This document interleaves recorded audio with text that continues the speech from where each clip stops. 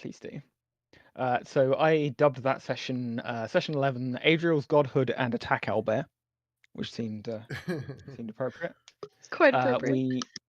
We started the session in the entrance chamber of the pyramid, and we took some time to have a look at the images painted around the walls that basically showed the history of Sinterdicia from start to finish.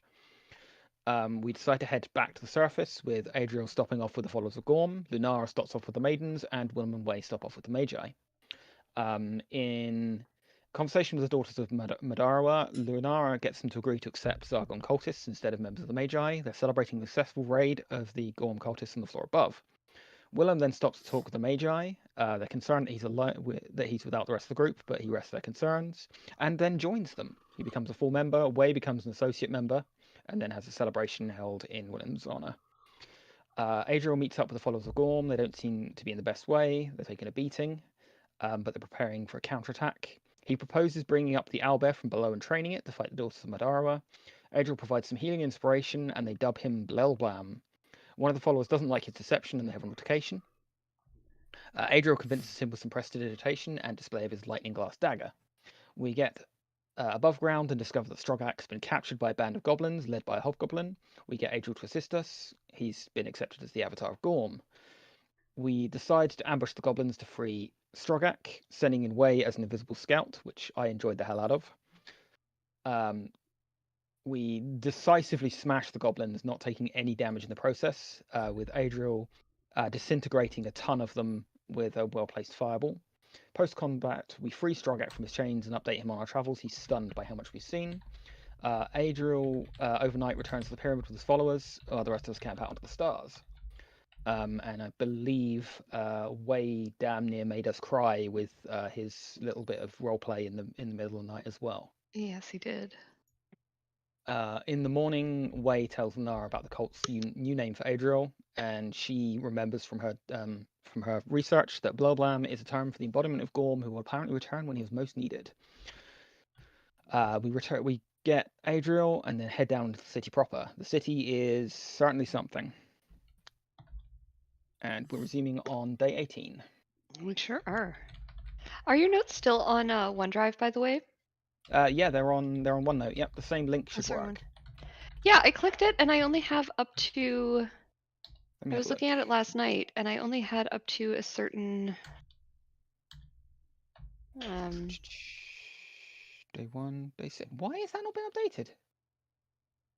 What the actual hell? Give me a moment. Share. Yeah, I only have up to session 5. Anyone with the link. Snakes on the material plane. I mean, I have my own notes, but your notes are quite handy. So copy. Right. Updated one is there. Cool. Thank you very much. I appreciate that message and unpin the old one. Cool. Thank you very much. Jump. Okay, so here we are in the Lost City. And I gave you guys a bit of a description last time that I won't repeat, but if you need any reminders as to what things are, feel free to ask. And I wrote something.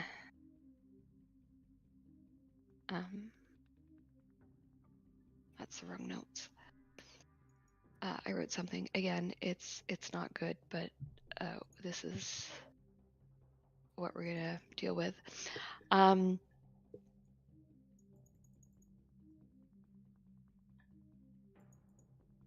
Okay.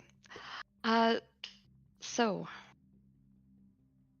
you travel down the staircase through a rough tunnel that leads you into the underground city. Strangely, it's not dark here. There are lights that brighten the streets and illuminate the buildings, but not like any lights you have seen before. Small mushrooms dot the landscape like flowers that give off a soft, flickering glow. Taller, trumpet-like fungi reach for the cavern ceiling, casting off a steady light. These taller fungi act as street lamps along paths that have been crafted of paving stones. The city is surprisingly full of life. People, mostly humans, move along the streets, going about their daily tasks. Everyone here is masked, either with depictions of the gods, Zargon, or animals both real and imagined. To the west lies the Goblin Cliff dwellings, and beyond that, the Eye of Zargon spews molten lava into the air. Directly ahead of you lies a placid lake, its water completely unmoving, providing a perfect reflection of the lands above. Lying at the center of the lake, an island juts out from the water, bearing strange rock formations that protrude like teeth. A stranger walks up to Wilhelm and speaks to him in a language that you vaguely recognize as Thieves' Cant. They are talking about the weather, but you recognize more is being said than the lack of rain in an underground city. The stranger is wearing a mask that doesn't quite fit in with the masks of the rest of the Cynodicians. It is of higher quality and made of brass rather than bronze. Willem turns to the party and speaks to you in common. I have to go. There's something here I have to do. We did what we came here for. We found the lost city. Willem looks at Lunar in a way that he has when you know he's seeing more than just what meets the eye. I don't know a hell of a lot about Raven Queens and magical patrons, but I know this. No one gives anyone anything for free. If you don't have the upper hand in a deal, it's probably not worth taking. There's always a catch. His eyes shift towards Wei, and he gives a lopsided smile. I have a confession. I heard you talking to your ring. I don't know your grandma, but I think she'd be proud of you. My family is a little less demonstrative. Also, they're power-hungry assholes. They're going to want their share of this. He gestures vaguely towards the city as a whole. I hope someone stops that from happening. Finally, Willem's attention turns toward Adriel. I don't even know where to start, man. The more you pretend you're to be something you're not, the more you lose yourself. He puts a hand on Adriel's shoulder. You're enough. You don't need to be anything else. Willem gives Adriel's shoulder a final squeeze and walks away with the cloaked figure. Their clothing blends into the rock, and with the flickering light, you find that your eyes have a hard time focusing on their retreat. Before long, Willem is out of sight, and a group of three stands on the precipice of a strange new world.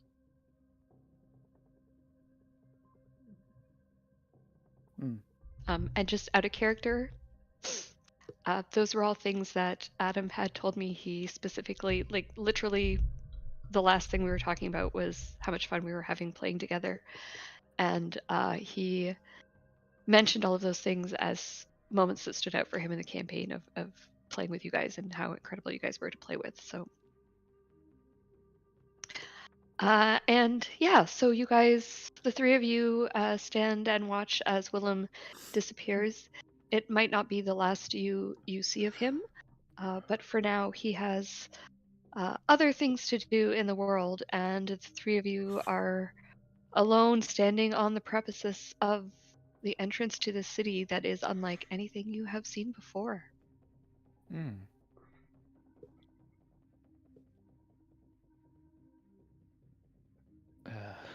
Where do you go first?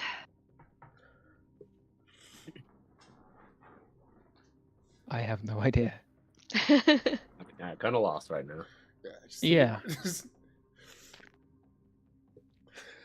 What was that, Seb? I just need a moment. Okay. Yeah.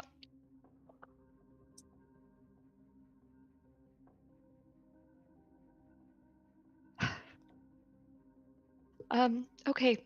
So I'm going to start things off for you guys because starting is hard. So you are basically stood in this area looking down onto the city.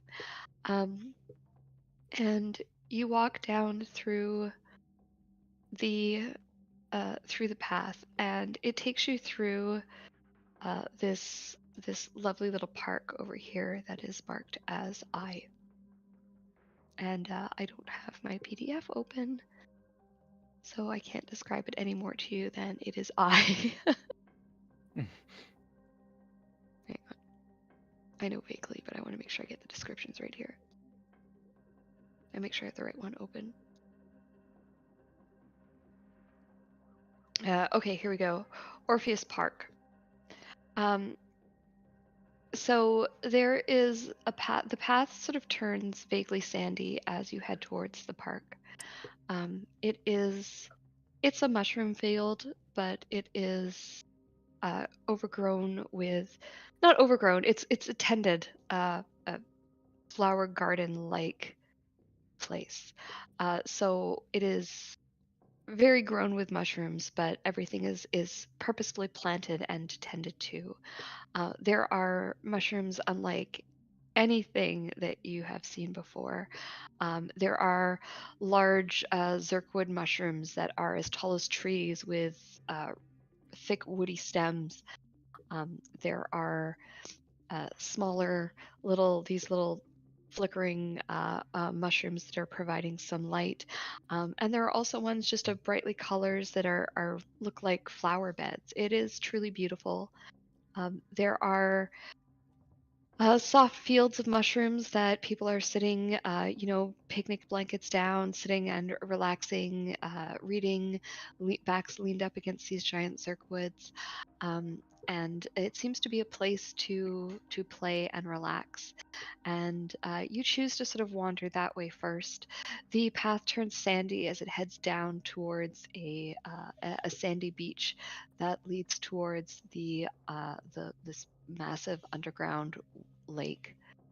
The lake in itself is unusual because it is so still. There is no real wind down here to cause it to move, and so the water is perfectly clear and very reflective and really quite beautiful. But before you get to the beach, you take a turn and you head to Alexander Way, which is sort of the main thoroughfare of the city. You see the temples on either side of you, and Zenobia Street crosses them. There are shops along the streets here. You also see residences, and the people look at you a little bit strangely with your unmasked faces, but no one really gives you too much trouble. Lunara's wearing the raven mask that she found. Okay, As soon as she so saw that other people were masked up, she puts her she's gonna raven mask mask on. up as well. Okay. Yeah. How about Adriel and Way? Are you guys What are masked the as well? what are the majority masks that we see, or is there just it's all mixed? I would say the vast majority are probably the ones that are like animal-esque masks. You would guesstimate by the size of the city. There's probably roughly 1,000 people that live down here. It's not super huge, but in medieval times, that's sort of like a small city. I won't. I don't. Yeah, I don't think I'll put on a mask since I don't have an animal Okay. mask. I was trying to remember. We found a load of masks, but I can't remember which ones we found. I remember I got the raven one, but I can't remember what else we had.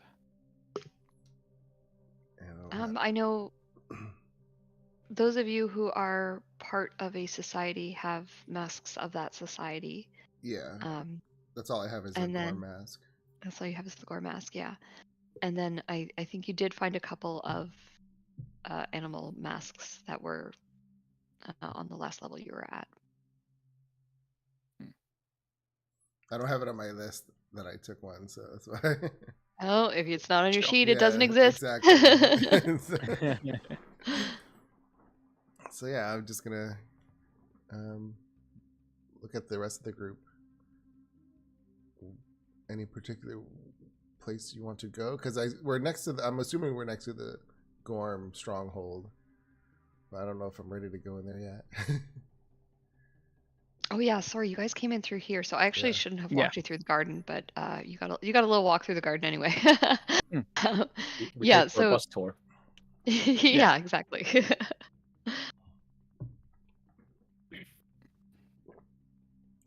Okay, so like eventually, once we have some strength together, we need to go after Zargon. I guess we need to go and talk to them all and try and build some friendships. Because, like, cards on the table, my objective here is hit Zargon as hard as we can.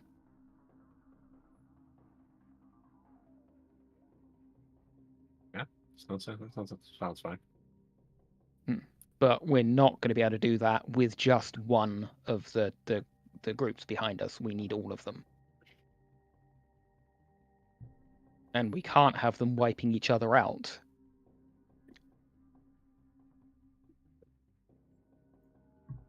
Can we be on the same page on that one? Yeah. Who said anything about wiping each other out?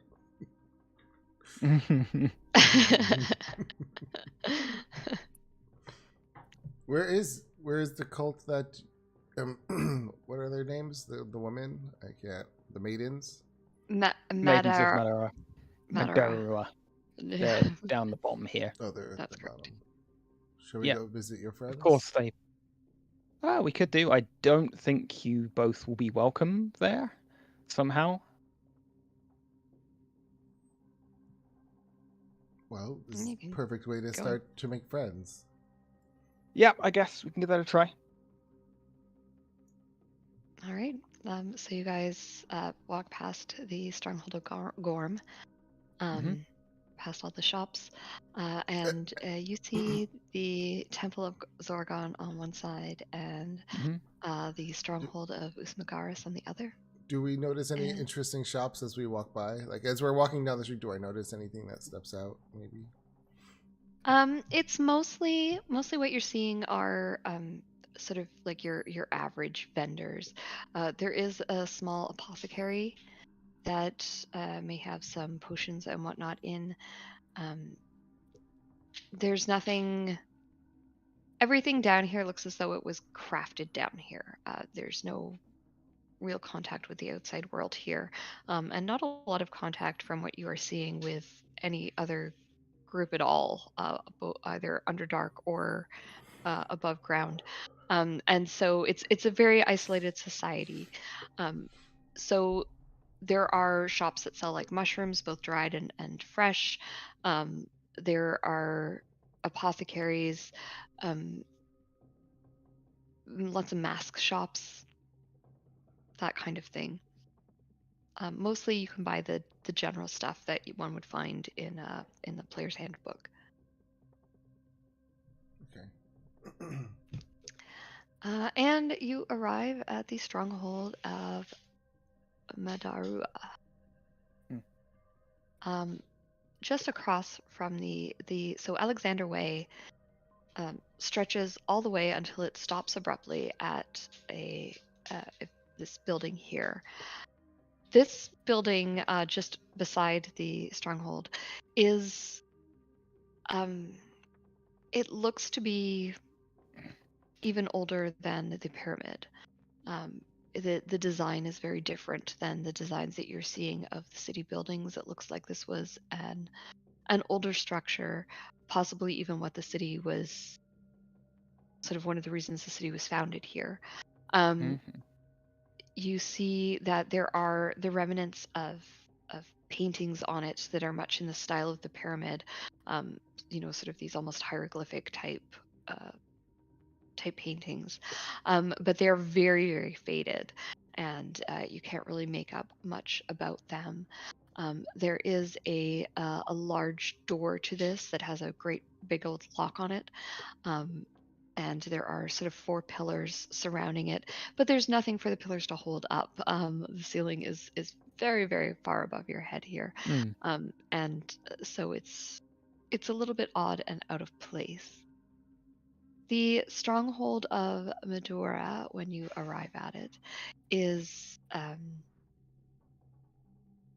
sorry, just pulling up my my notes for this section. It is a walled area that houses a large tower at the center. There are all of the windows in this are like arrow slits. They're not really windows for. Actually, there's probably not a lot of windows in any of the buildings here because it's underground and it's for the most part dark. Yeah, what are you going to see? Yeah. Yeah, exactly. But they do have these arrow slits that are throughout the tower, and the walls itself are quite high. They would be fairly difficult to scale, and they are broad enough that you can see that there are maidens patrolling the tops of the walls as well. There is the one entrance that is a large portcullis style door, while there is no um, that raises and lowers so that to make things more defensible. It is currently standing open, and one of the maidens atop the wall, when she sees you approaching, she calls out to you and says, "Halt! Why do you wish to enter the stronghold of the maidens of Madarara?" Easy for you to say. It is not. Why did you pick such a name? How do we start this? The stage is yours, love. What did he say? Stage is yours.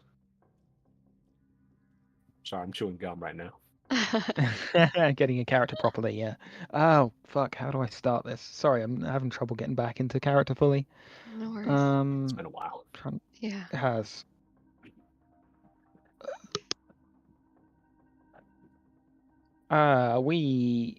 We come from afar. We wish to talk.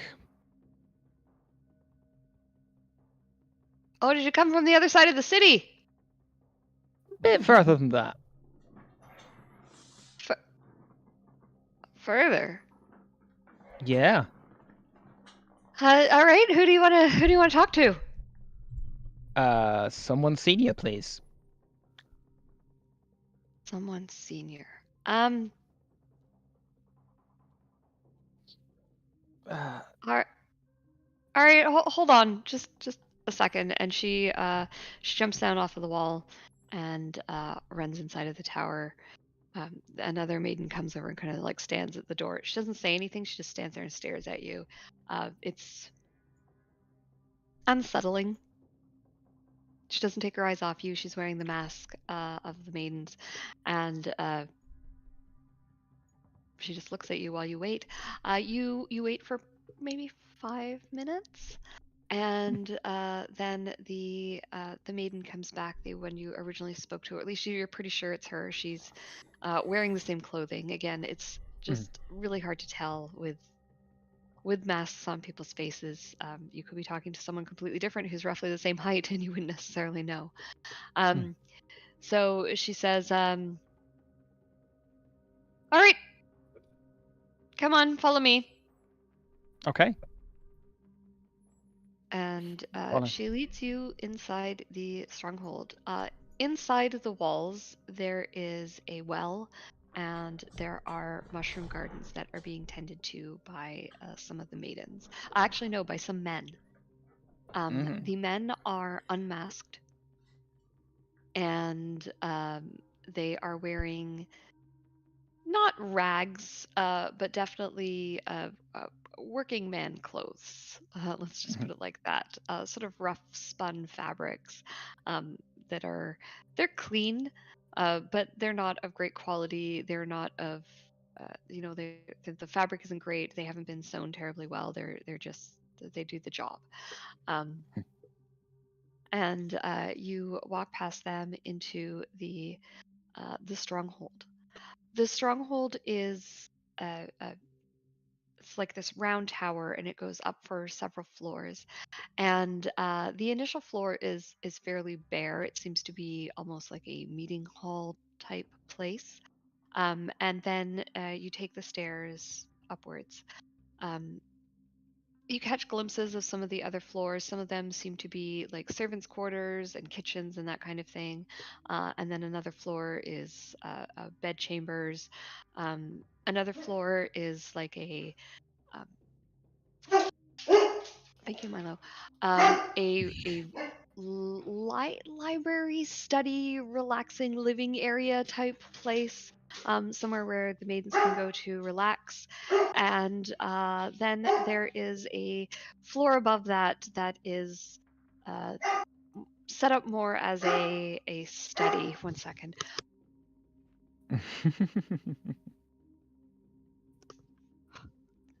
It's market day today, and someone walked past the house. Oh no, how dare they? Yeah, I live like 2 streets over from like the farmers market. Mm. Every Saturday morning is interesting with the dog. Milo. Okay, sorry about that. So yeah, so you're taken into the one of the upper levels of this tower, and as I said, it's like a study. It seems to be a private chamber. The furnishings are nice, but fairly sparse and somewhat uncomfortable. The chairs, while they are covered in soft fabrics, aren't super well padded. So, like when you sit down on them, it's like you've got that like crunchy bum feel. Mm. It's not a comfortable room. It's not a relaxing room. But it is a room designed to impress. You see some tapestries that are hanging on the walls that depict maidens in the hunt, fighting like spiders and driders and all kinds of crazy underdark creatures, some of whom your characters might not have seen before or recognized. And the woman at the room who you are introduced to, I will put her name in chat for you. It's another fun one to say. She tells you that her name is Sofrefra. Sofrefra Mirthdreamer.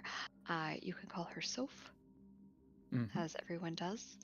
And she is the leader of the maidens. She is masked as well. Her mask is sort of like this really rich bronzy color, but it is also painted. So the feathers and the sort of hair pieces in the mask. I'll bring up an image of what those masks look like just to jog your memory here. Maidens.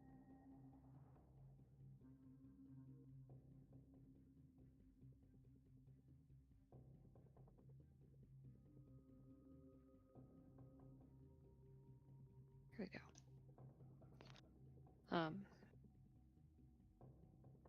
So her mask is much like this, like the other ones, but her mask is a little bit more painted, and where there are jewels, her mask is actually jeweled rather than just being painted jewels. And it sort of gives you an idea of her importance. Maybe I'll just leave that picture on the. It's kind of a nice little reference for us all. Yeah. And Soph. She's quite pleasant. She's got a rich, deep voice that I wish I could do, but I have a very high pitched, soft voice, so you'll have to imagine. But she says, "My maidens tell me that you said you had come from afar and you were dressed strangely, and I see that she is correct." And she looks at you, Lunara, and she says, "You walk with men as though they are your equals." We have a group arrangement. They are friends. Is she speaking common or what? Oh, that's right. No, she's speaking Sinodician. Yeah. I mean, I don't know how much I would respond to that, because I'd say we are equals. We are equals. Yeah. Yeah. And Lunara would definitely not deny that. Yeah.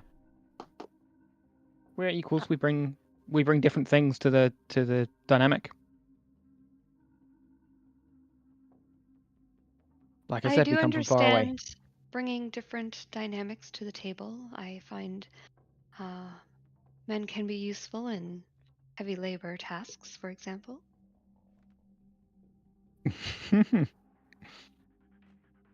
Yeah, That's it. That's her one example. Sure. Lunara kind of sighs, kind of, okay, yeah, this is where we're going. Anyway, aside from our group dynamic, we have come from afar. I met a subordinate of yours. Oh fuck, what's her name? Where's it gone? Where's it gone? Where's it Pandora. gone? Pandora. Yes, I met Pandora in the pyramids and was interested in your group. Oh, Pandora vouches for you, does she? That is excellent. She's one of our best fighters. She will come a long way in this society, I believe.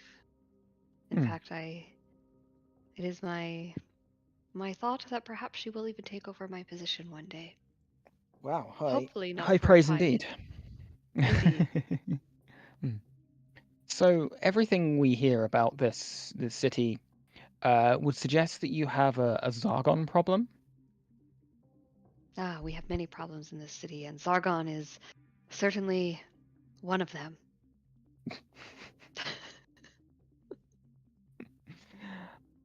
I feel like it is a common problem that the other groups have more than each other. It is true, Zargon is. His cult grows ever more powerful. It is concerning, to say the least. So my thought is that with making some friendships in the right place and consolidating power where it is most useful, we could maybe end that problem. You suggest an alliance with the other groups in order to take on Zargon. I suggest it would be the most wise, yep. Her eyes sort of like flicker over to Wei and Adriel, and she says, "And are these two speaking for the other groups then?" They do not at this point. But I seek the agreement of at least one to allow us to go forward with the others.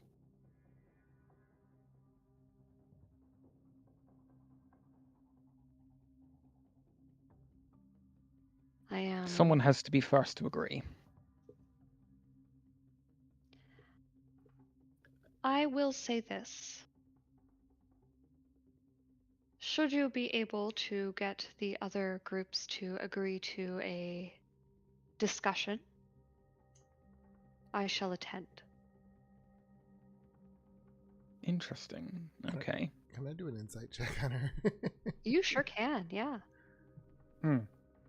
I think Lunara would like to do that as well. Sure. I want to just see if she's being truthful or if she's hiding something.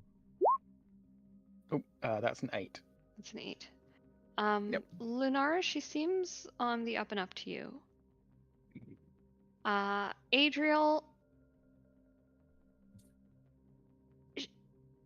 she's definitely holding something back, but you're not sure. But she also doesn't seem to be deceitful, if that makes sense.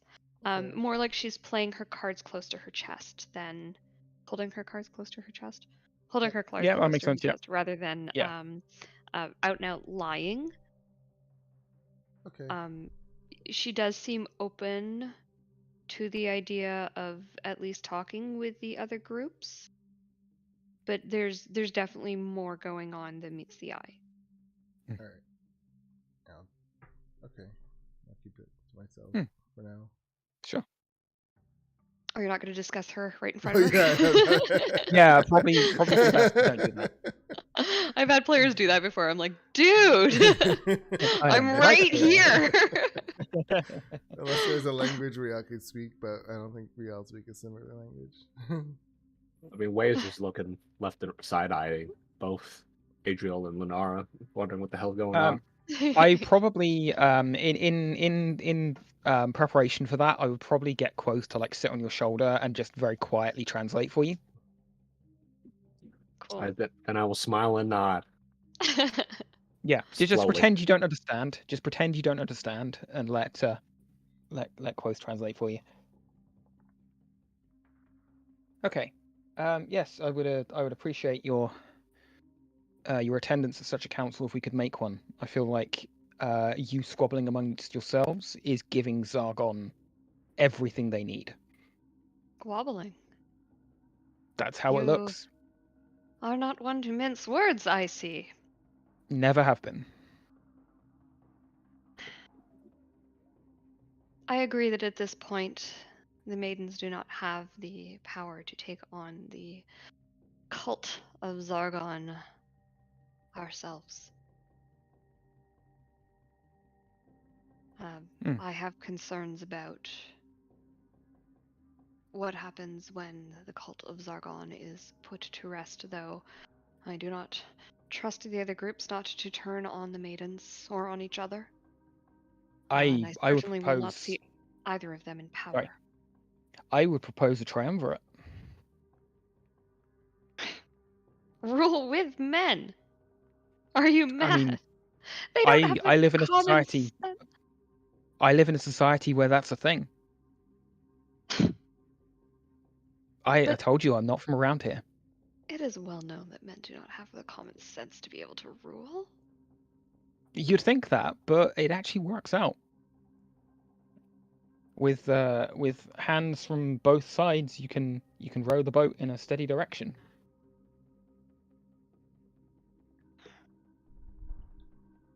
As I said, I'm willing to come to a table and talk. Thank you. We'll see what we can work out. Very well. Do you require rooms while you stay here in the city? We may take you up on that offer. We have a few other things to see, but we might come back. I'll see what I shall let. Sorry, go ahead. Sorry, I was going to say I'll see what my colleagues want to do. I shall let the maidens know that you have entrance. We will set up guest rooms for you should you require, and you are welcome to take your meals with us. Thank you. Okay, we'll take our leave unless the others have anything they want to say. I'd just say that is very kind. She sort of smiles at you, and you get. No, you can't see her smile. Never mind. She nods at you, and you kind of get the feeling that your room will be on the servants' floor. Wow. Let's get out of here. Yeah. Way's go. gonna get up slowly. It's in the most accented Senadaisian, whatever word he picked up. Thank you. Where's the bathroom? Where's the bathroom? Yes. Where's the... You're welcome. Just all the words he knows. Where's the library? ¿Dónde está la biblioteca? Wait, I not like- the time. Come on. I We'll like talk about this later avocados. on. All right, and so you guys leave. You do notice that the whole time you are in the stronghold, there are just maidens constantly at the periphery of your vision. You are never alone. Even when you were speaking with the leader, there were people around. You don't seem to be entirely trusted. But you've got some rooms and a place to stay if you so desire. So that's a thing that just happened. Well, it went better than Okay. I thought. I'd say to the group as we walk out. Yeah, I was surprised they even let you guys in. Alright. I apologize for their attitude, not that it's maybe something I should be apologizing for, but people. Well, they clearly have issues. I mean, this city has issues from what I can True. see. True. Do you- What do we want to do next? Sorry? I was just gonna ask Kirsty, do you have like a party token or something we could put on the map? Yeah, I think that would be a Oh, good yeah, I idea. do, Some way of yes. marking where we are, yeah. I actually have one that says party. Yeah, I thought. Yay. The party's here. I'm So kind of I- sad they got rid of the isometric mode for maps. I think they're redeveloping it. because you could Yeah. literally you could change it to isometric, and then it would like snap your tokens to the isometric grid, and it looked so good. Yeah. And then they like took it away. They took it away, and I was DMing Strahd at the time, and all the old Strahd maps are isometric. Of I mean, course. they put together some nice top-down ones, but the old isometric Mm. ones are just gorgeous maps. It's a Yeah. shame. Okay, you guys should have access to that token, so you can zip it around Yay. wherever you like. So we are here roughly. Yeah. I really liked 2. If you had like the if you had the health auras mod on with isometric, it basically filled up the square underneath them. It looked really pretty. Oh, that's cool. So That's hopefully really they'll bring cool. that back at some point. Yeah. Right. Have you guys what do we seen, want to do? speaking of changes that have been made, if I bring Adriel on, if you go into the settings cog and you go to graphics, Oh, there is now a checkbox that you can select that is hover to show token nameplate and bar overlay. Yes. Yes, I've been using that for a while. I like that. And yeah, it turns them all off, and then if you just hover over the token, it like brings it up. It's so nice when you're DMing because you no longer have like 4 million bars that you can see. It just like cleans up the map. Yeah. It's yeah, nice little. They're making a lot of little changes. Mm. I'm actually going to be opting into those changes because there's going to be an opt-in section while Okay. they're developing it. So I'll be opting into so we can test all the new features as they That'll be roll cool. out. Sorry, sidetracked. Okay, so you guys leave the stronghold of Madarua, and it was surprisingly easy to get her to agree to a conference. Adriel, it almost too easy.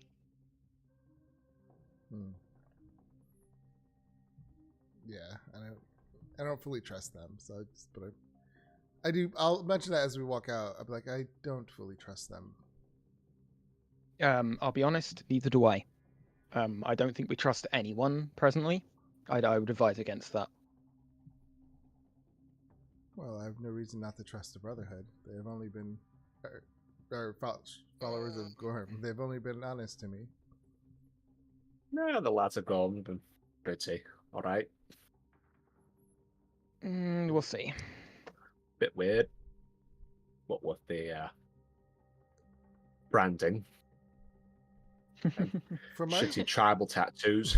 from my recollection, the followers of Gorm, they weren't against females like the Madoras are against all male. Okay. No, certainly not. They are primarily male, but they didn't seem to have like subservient females the way that the followers of Madara seem to have like An aversion. male servants. Yeah.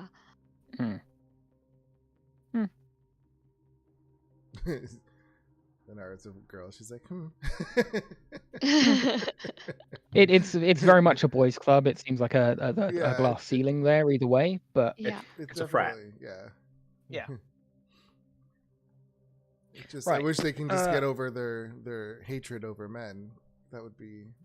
Yep, legit. I would like them both to get over that playground ooh boys and ooh girls icky stage. That would be But nice. cooties. Yeah, I did notice that they've put themselves as far away from each other as possible in this. Opposite ends of the city. Yeah. Okay. So where are you guys headed next? Right next door. It was Magaris. Yeah. Let's go see Usmagaris, yeah. Okay. Were the Usmagar? They were the boy, the little kid. Yeah. Prophet. The Magi. Yeah. Yes, the Magi, the ones who had stars that actually represented the outside stars, and the small boy who was their Messiah. leader. Yeah. As you walk towards the stronghold of Usmagaris, you are across the street from the Temple of Zargon, and there are followers of Zargon outside. They are in the near courtyard here. It's sort of a weird building. It's almost shaped like an E, with like a little bop on top. And then there are these two like courtyard type places in the blank spaces of the E. And the courtyard that is closest to the I guess the south part of the map. That one currently there are a bunch of cultists of Zargon standing around in a circle, and there is they've got something tied up at the center of the circle, and they're sort of like poking at it with sticks and laughing. I would like to go and see what this is. Lunara is curious to a fault, but like this seems like something she's not going to miss. Sure. So, Lunar, you head on over, and what you see is a creature that is chained up to a post, but it's not chained with metal. It's chained with rope. So I guess tied up would be a more appropriate word. And it's on, but it's not tied to the post directly, if that makes sense. It's on like a lead, and the creature is sort of small. It's almost beetle-like, but the size of like a dog, like a golden retriever or something. And it is it's sort of got these like rusty colored plates, like a carapace, almost like an armadillo kind of idea on its back. It also has sort of these big feathered tentacles that come out of its face and head up like antenna, and a long tail. It has 4 legs with sort of claws at the end. It kind of looks like a cross between like a crab and an armadillo, if that makes sense. Mm-hmm. And if you want to roll me a nature check, we can see if your character does what it is. Yep. I'm just writing that down. Sure. Okay. All of us? Yeah, anyone who has come over to take a look at it.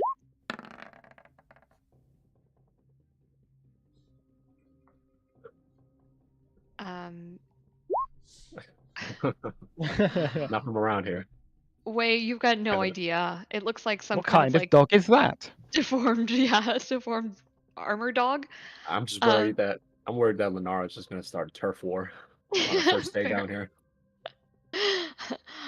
Seb, do you have advantage on that nature check for? I don't. I just had it. Okay, so it's 11. I turned it on. So I think maybe Adriel, you might not know what that is either. But Lunar, you are aware. You've heard of them. You probably haven't seen one.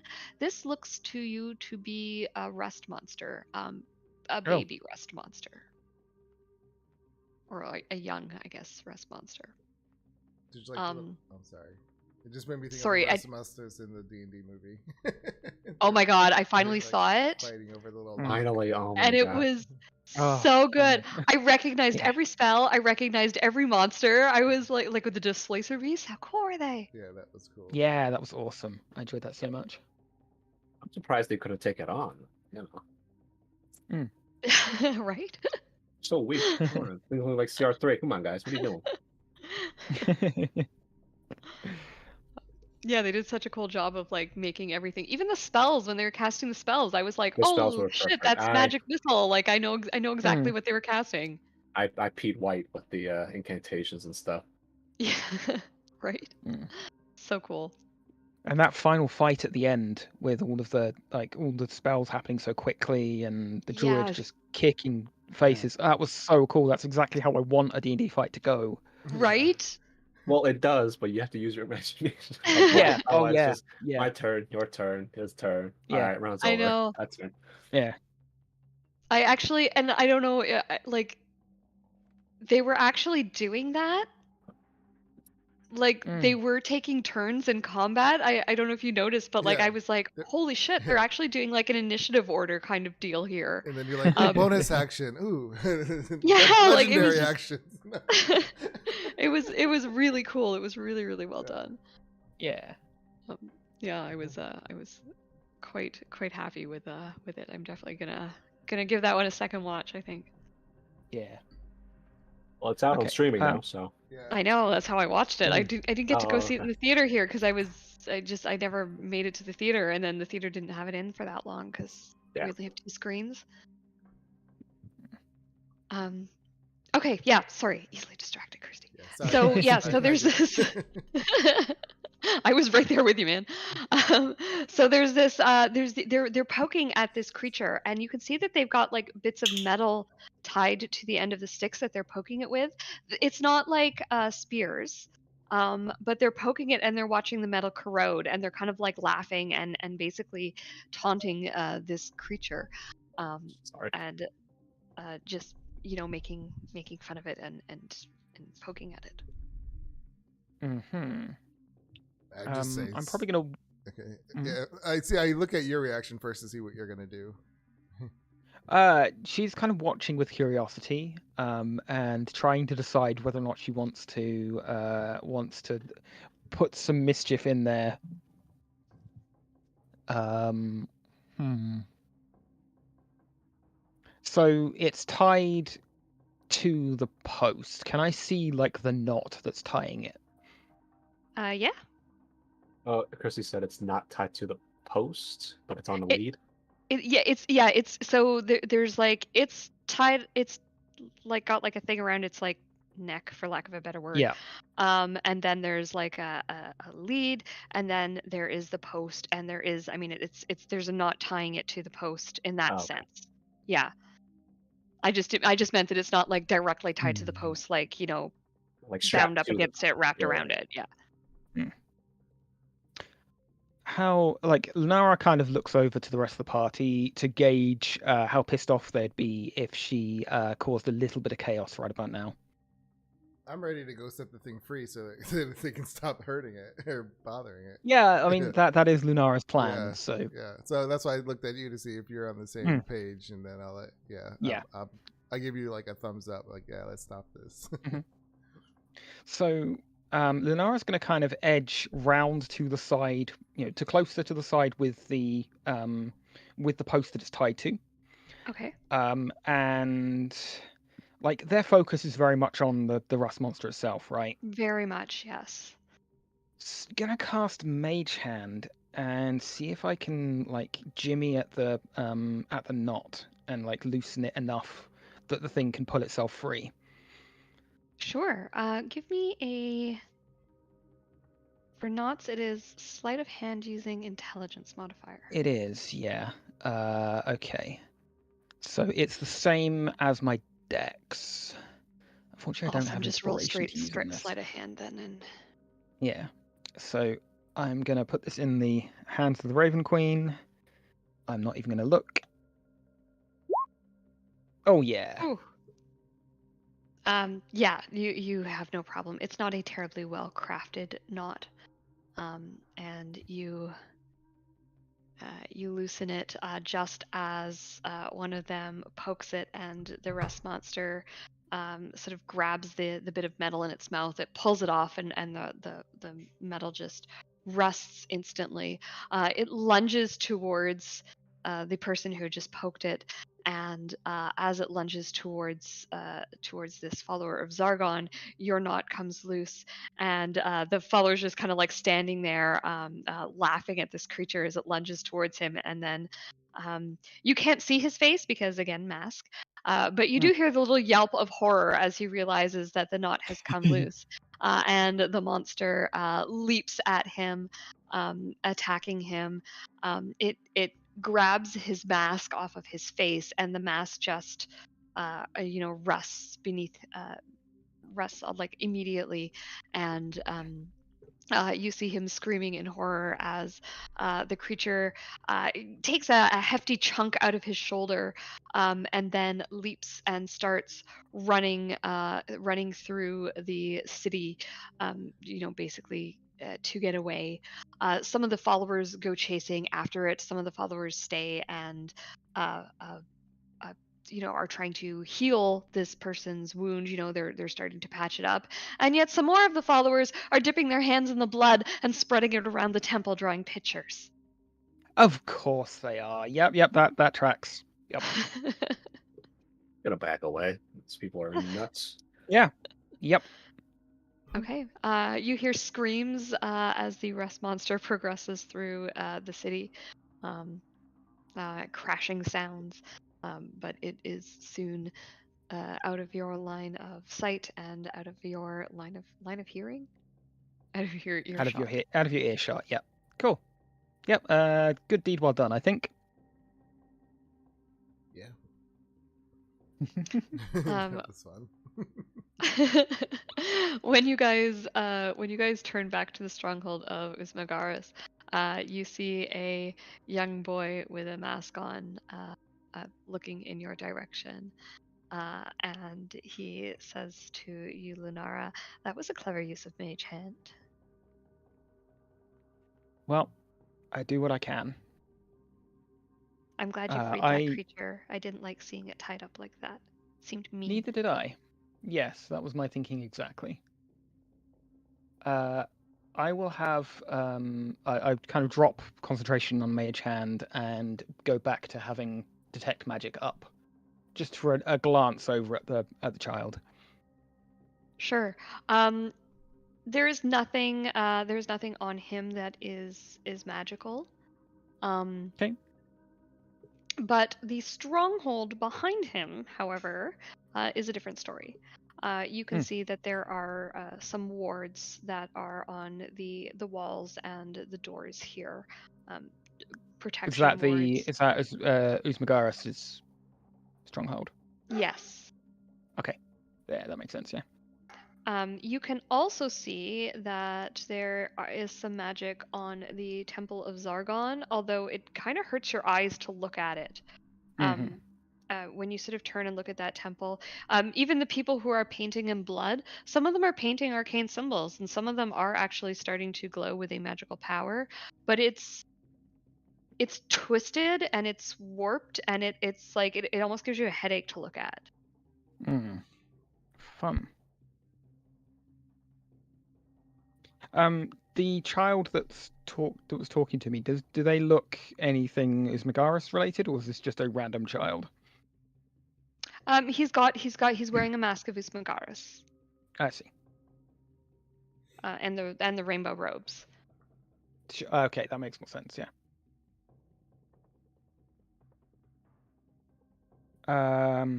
See, it occurs to me, out of character here, that Lunara could definitely have gotten herself close to the Usmagaris people as well, having the magic that she does. So yeah. It's not necessarily too late, right? Like. No, indeed. I haven't slammed the door. I guess I kind of ask, is that something your group could teach me more of, or teach me to improve? You have magical skills, but you're a grown-up. Grown-ups don't have to go to class. Every day is a school day. That's what the headmaster always says. Unfortunately, he's right. I'm sorry to ruin your perceptions, but if you're not learning, you're not trying. I never went to school. Couldn't afford it. Really? Oh, I'm speaking in common. Oh yeah, he doesn't. Probably translated by Quoth. Yeah, look how well that turns out. But you have a magic bird. Did your bird go to school? It's not me bird. It's not me bird, mate. Is it a familiar? It's not. It's not me bird. It's not my bird. I don't own it. She does. Quoth is my friend. Well, Quoth is our friend, but I knew him first. Quoth? Hi, Quoth. I don't know. That Raven's giving me a bit of a side eye every so often. Seems a bit Quoth says suspicious to me. hi. Quoth says hi back in Syncadian. Awesome. He says, so I would much rather be out untying knots than in class. I'm supposed to be in class right now. Shh. Sure, I'll keep your secret. Mate, don't go to school. Stay at home, play games. Home is school. What? Oh, ugh. My condolences. Thanks. I'm gonna head out before I get caught. Don't tell anyone you saw me. Won't say a thing. Go off and have fun. And he starts to run off, and as he runs off, he casts a disguise self spell, and you see him transform into an image of a young follower of Gorm. His mask shifts and looks to be that of Gorm, and he starts to kind of like walk and strut a little bit. He's also you've noticed given himself some bigger muscles, and and a little short sword at his hip. And he heads off down the street, and you see him. He also steals a sticky bun off of a vendor as he goes past.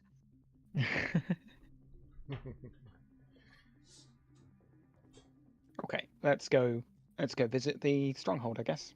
That's was good, cute. lad. I see him nick the bun. That's good, lad. That's what grown up is all about.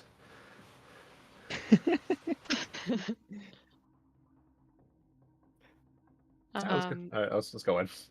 Okay, you guys head on in. And as you guys go in, this place,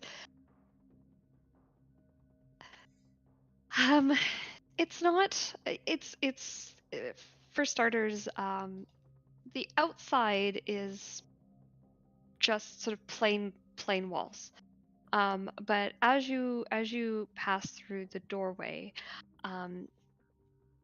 you can sort of see inside, and inside everything is colored and painted, more depictions of like the night sky.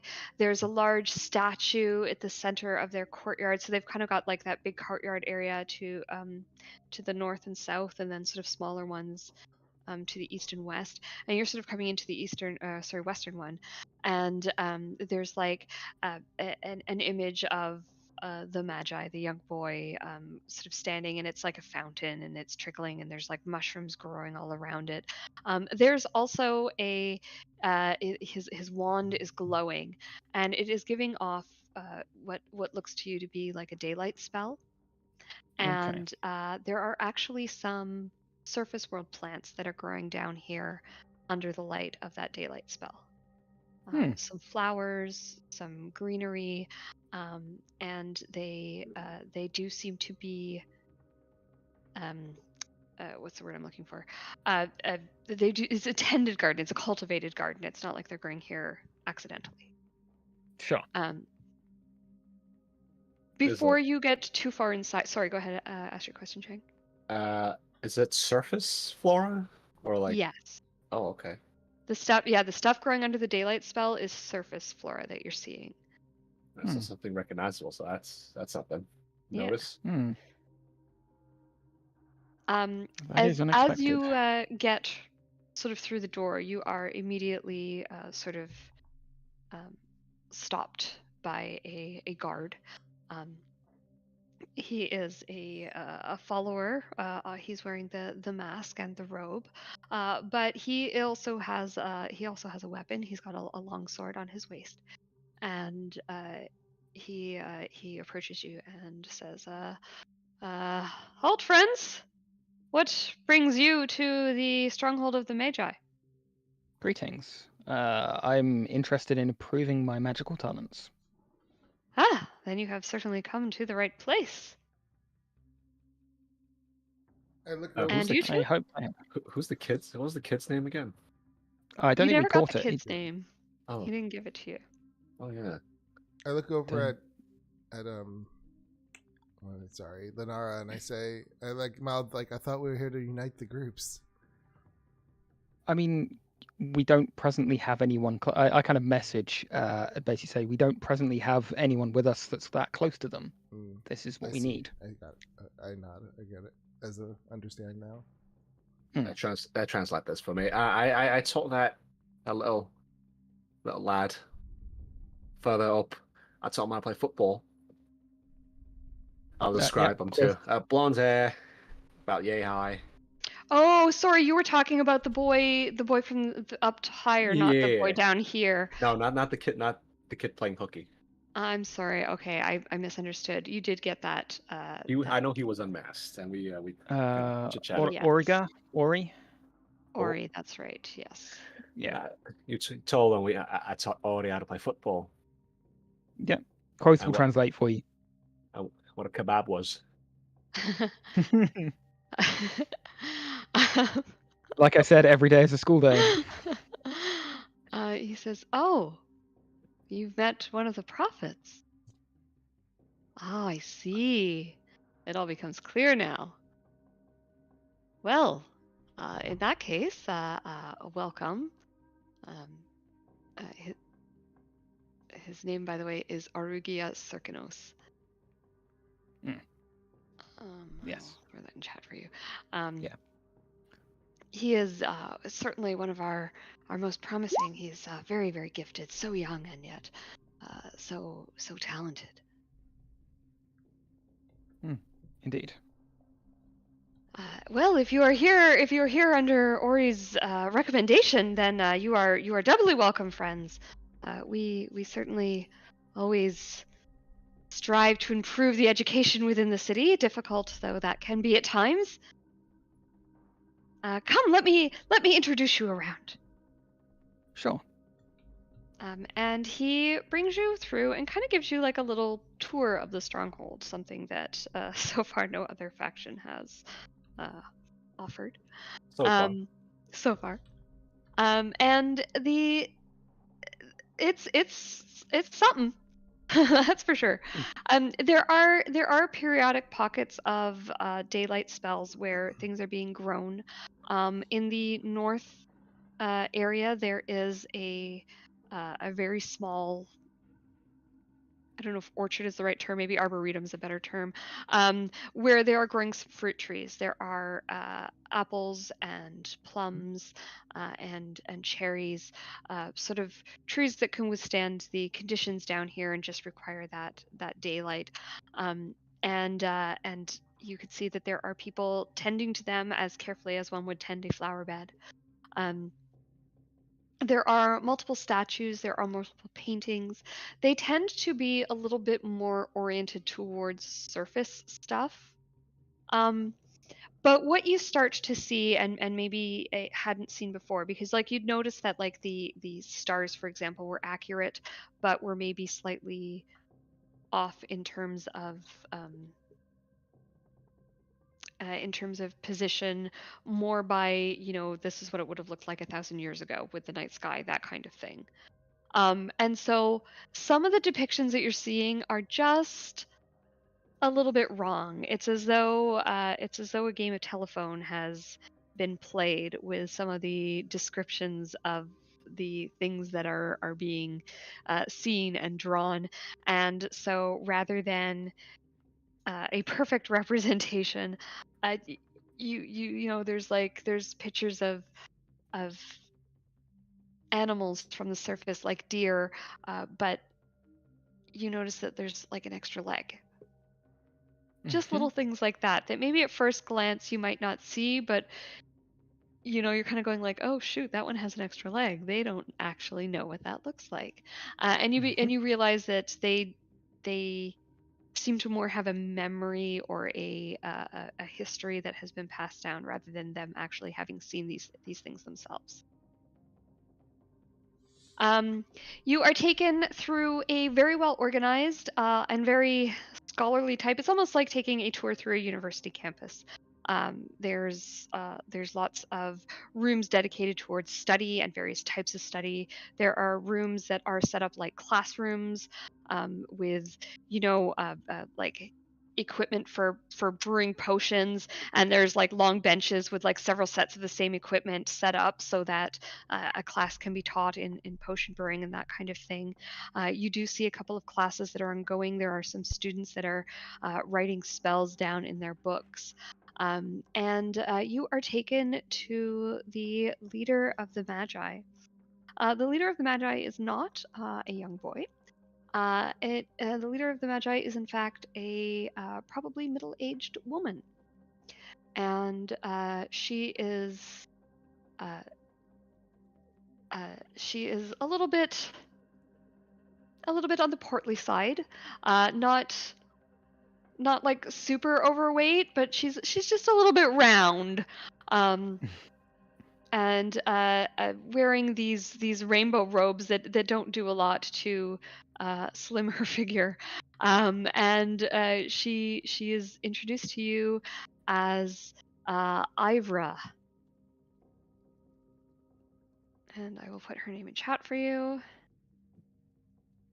I don't know why it keeps minimizing that.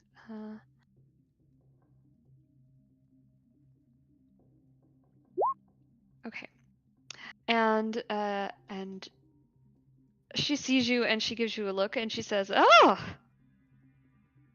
there's a lot of power in you three. Welcome.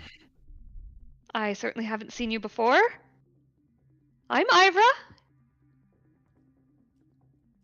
Thank Your you. deer's got an extra leg. That painting over there. It's one too many. It's only 4. I kind of Deer have 5 legs. No, they have 4. No, it's 4 legs. It's 4. Oh, that is an interesting theory. Tell me, how did you come to this conclusion? I've seen one. You can't have seen one. They've been extinct for many years. Where did you see one? In the forest. And I point up. Oh, I see. It's always a shame, isn't it? When a good, powerful mind starts to twist and warp. Largon is everywhere. Lunara bursts out laughing, and then says, "No, ma'am. We're from very, very far away. Like he's not lying. He's not twisted by Zargon. We are from well outside of this region." Yeah. Dog's only got one fanny too. Okay, thanks. Believe Thanks for that that. you believe your words. Is there something I can do to help here?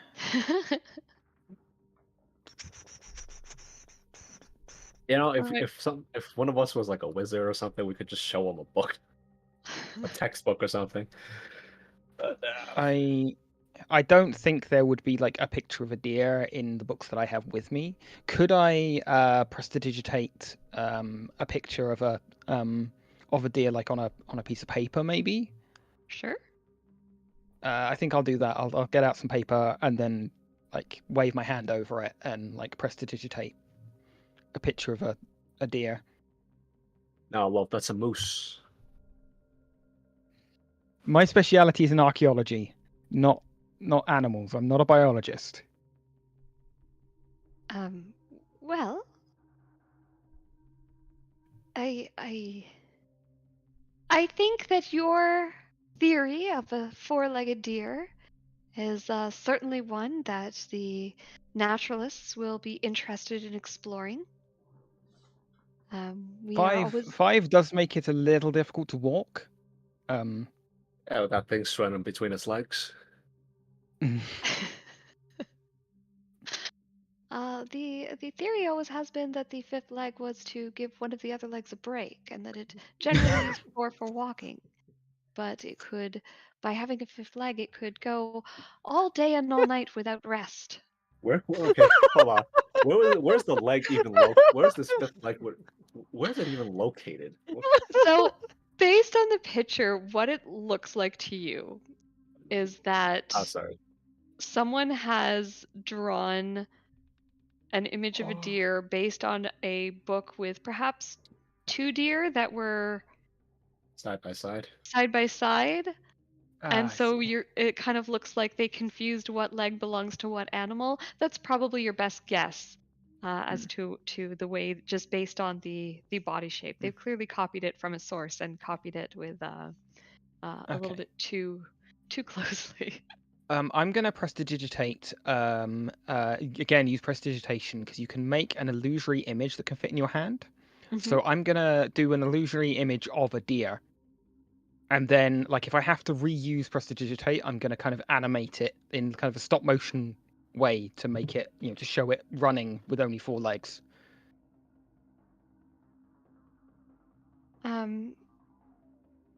She sort of looks at it and says, "That is an interesting theory, but I'm not entirely certain it's accurate. Again, I strongly advise you to go talk to our naturalists. They might be quite interested. We've always I said would that like they to. move like this," and she uses a major image to create an animation. It's a little bit cleaner than yours, Lunara. Yeah. That shows a deer moving somewhat more like a lizard. Its knees sort of slightly bend a little bit further out rather than forward, and so it walks like a lizard, and you can see that it sort of like has one leg held off the ground, and then it puts that leg down and uses that one and holds another one up off the ground. And she says this is the most current theory for their motion. But as I said, we are always open to discussion. Perhaps you could write a paper on it, dear. Yes, thank you. I don't think I'll be looking at deer the same way ever again. Very disturbing. Very, Anyway, very sorry. disturbing. We didn't come here to talk to you about this Honor. information. No, we didn't. No. Oh, it's a shame. I've been No, enjoying our scholarly debate. I'm sure that's something that we could have more of later. I've come here with an interest of improving my own magical abilities. Oh, well, you are certainly most welcome to join our school. I can. Normally, I would run a little test to see if you have magical abilities, but you have already proven yourself with your stop motion magics. You are more than welcome to join our school, and if you study hard, you are even welcome to become one of us.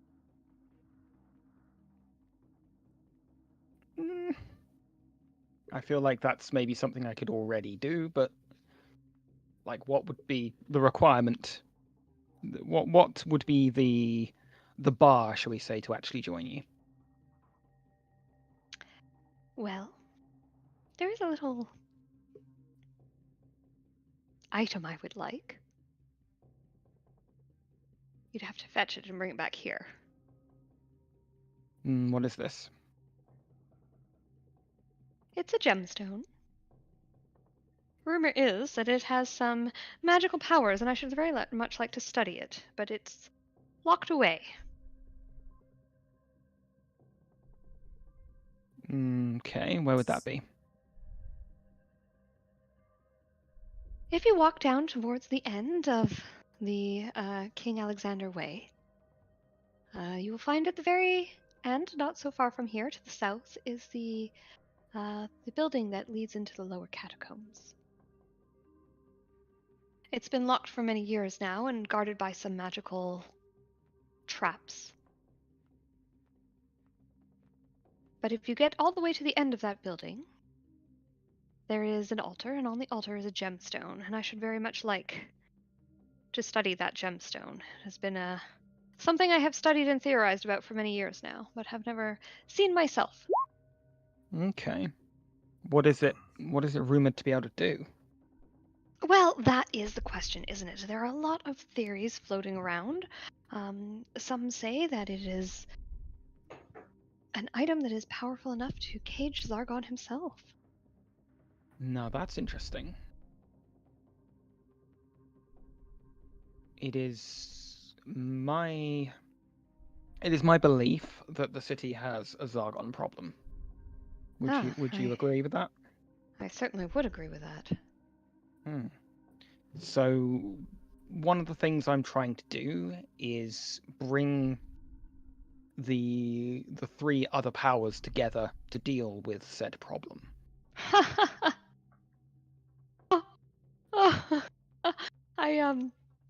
Sorry, I don't mean to laugh, but yeah, that is an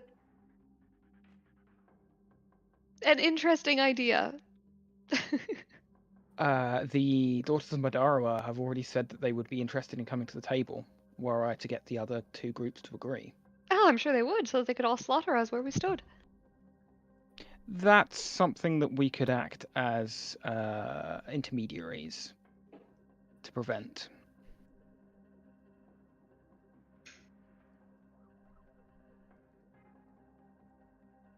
You know what? If you can get the other two groups to the table, I will come.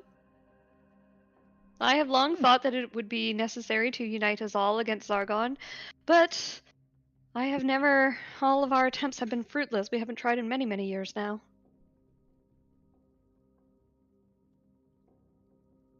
Well, perfect time to try again. Yeah. As I said, if you can get them to come to the table, I shall be there. Good luck to you in that, though. Thank you. We'll see what we can do. Say that's two. That's two out of the three of you who've agreed to come to the table now. Yes. It's a good day. Mm. How about that deer? Oh, here we go. She takes you over and she introduces you to a male, also wearing a mask and also wearing the rainbow robes, and she says, "This is our lead naturalist.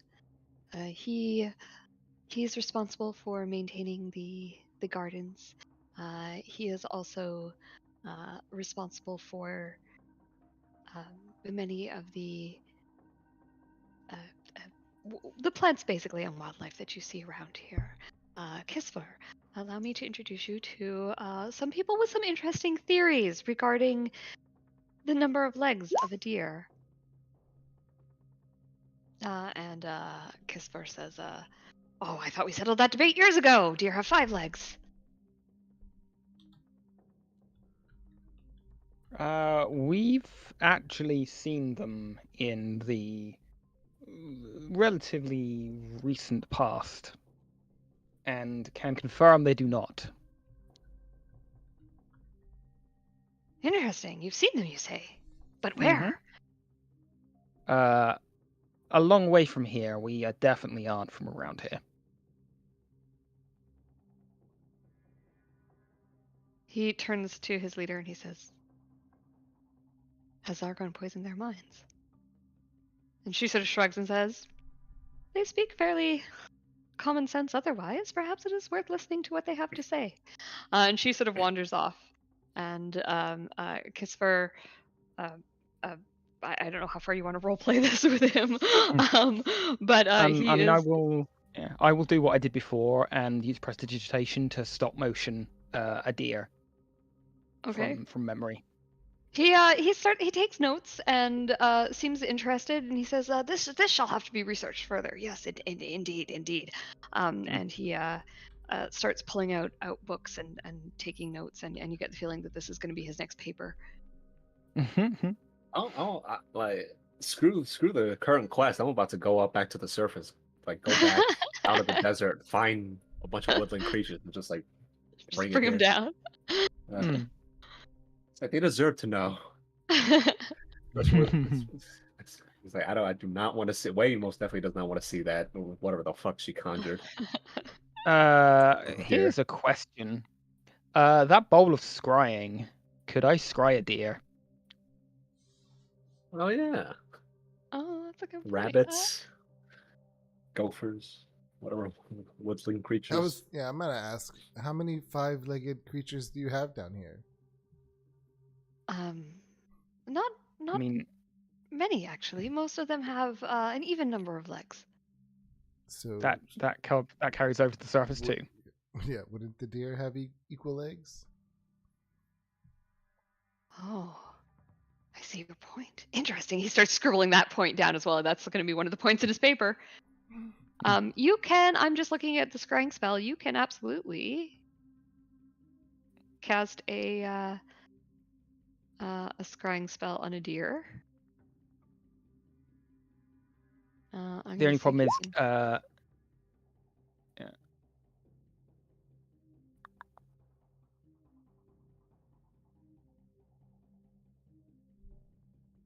yeah, actually.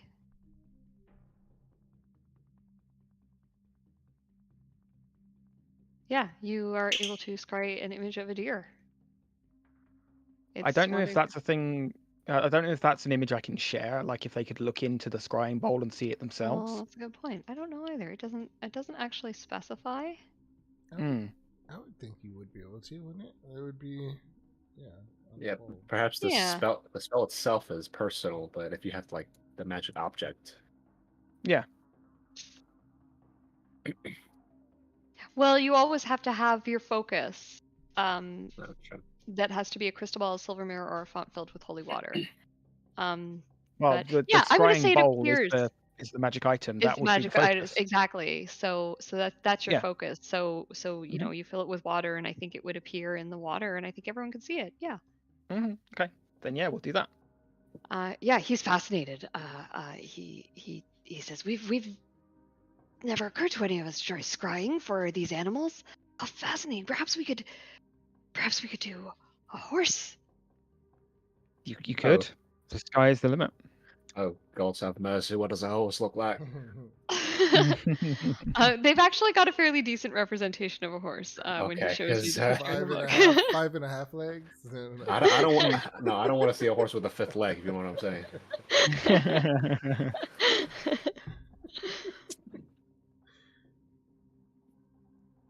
Yeah, so you guys sort of leave him to his research. Yeah, they're quite tasty too. Bit gamey. Use a bit of ginger, lemon. It's very nice. He writes down everything you say, Wei. He's fascinated. I'm not even an outdoorsy guy. I'm from Baldur's Gate. But I'm sure He doesn't know that. I mean, by the standards of this place, you are very outdoorsy. Yeah, that's true. So yeah, just use that for reference. And yeah, I think we just changed this. We just changed these people. forever. Yeah, we've just completely rewritten their society. You really have. Just push them into the information age Mm. unwillingly. Okay, so yeah. That being said, you guys are welcomed at the stronghold of Usmagaris.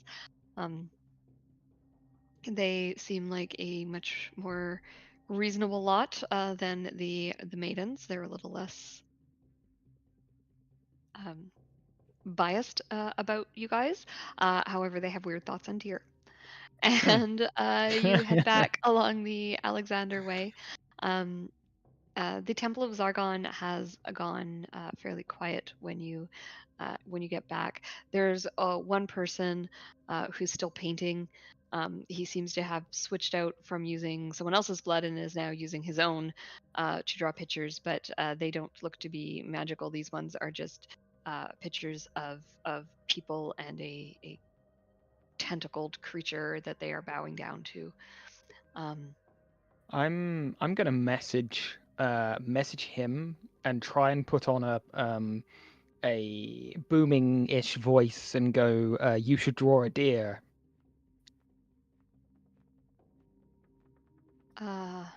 He draws a picture of a deer with 5 legs. And then I message again and go, deer only have 4 legs. His eyes grow wide and he starts just drawing 4-legged deer everywhere. We're making a difference. Yep. Oh, you know when your session goes away you just completely did not expect. Oh man. Okay, so where to next, guys? Oh, actually, I just looked at the time. Let's take our break. Yeah, It that sounds like a plan. is 22 the hour now, so let's take 10. We will meet back at 10:02, and we will pick up with you guys continuing throughout the city. Yeah. All right. Talk to you in a minute. Okay.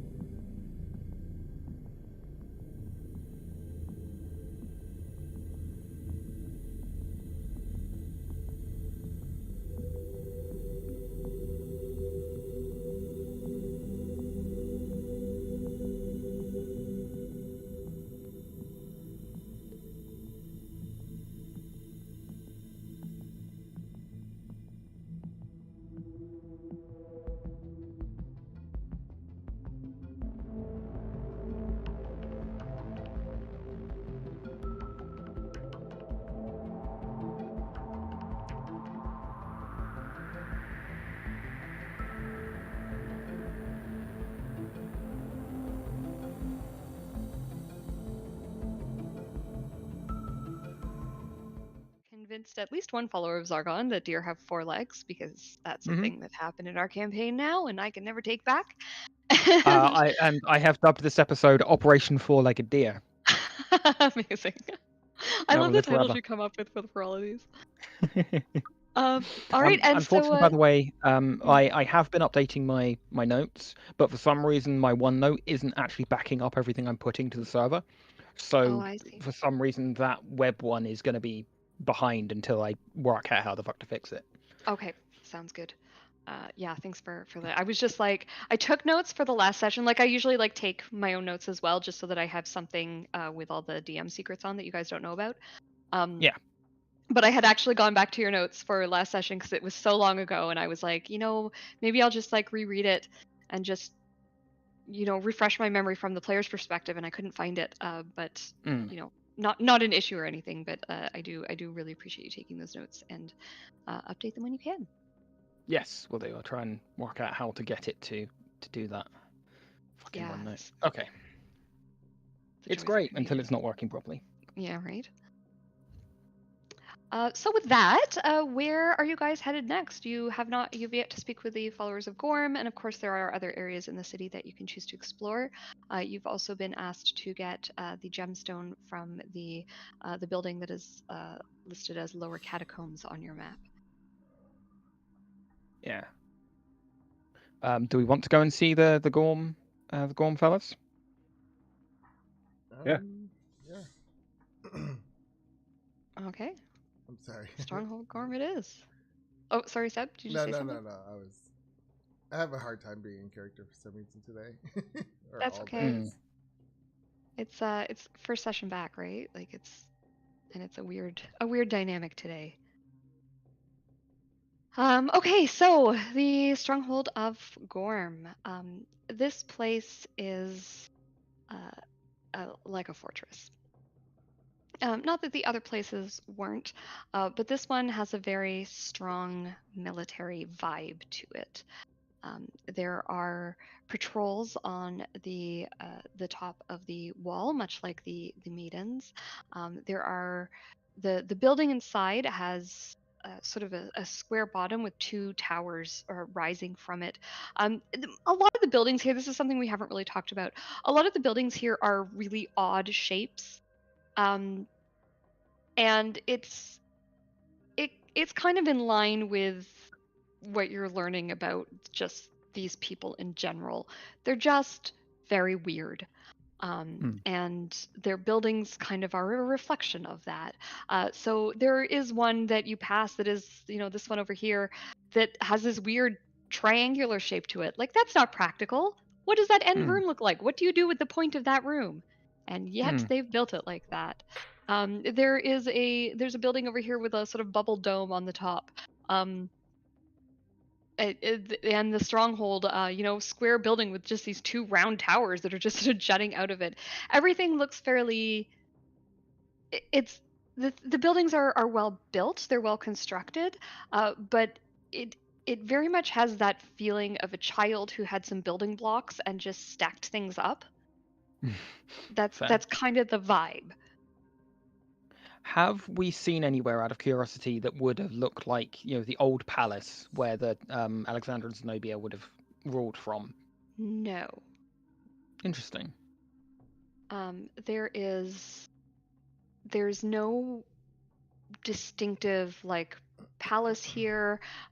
There is no real what's the word I'm looking for?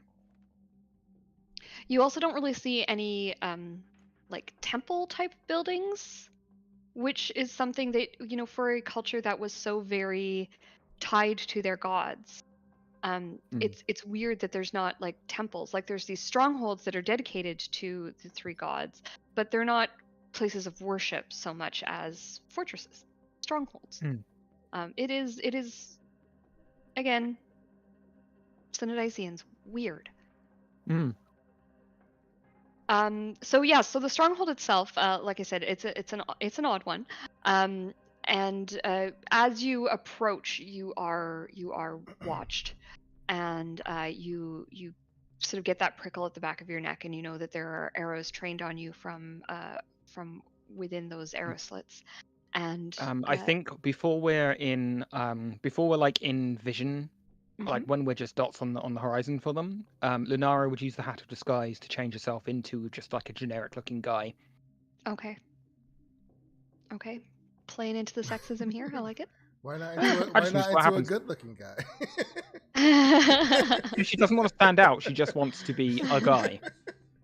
You're going to be leading this. She doesn't want to be. Oh, She doesn't want to be causing any complications. I'd be the hottest guy I could be.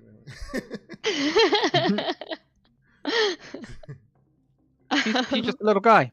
She's just Okay. just a guy. No, I Just a understand. guy. Any masks on anyone? I will not use a mask, but I will. Okay. Nah. Yeah, because I'm not pretending to be a brotherhood. I am pretending to be a god. So. Pretending to be a god. Why bother with the mask? The mask is your own face. Exactly. Mm. That would be kind of funny if it was. Now that you said that, do the masks look like me? They do not look like you. They look like the bearded statue that I described earlier. We're not going that far with it. Because that would be funny. Like, oh, wait a minute. It perfectly fits my face. I mean, it's kind of a generic mask, so it's Yeah. probably not that far off, but it's also From most not. It's not faces. something that's. Yeah. Yeah, exactly. Okay, so we have three dudes walking up to the stronghold of Gorm.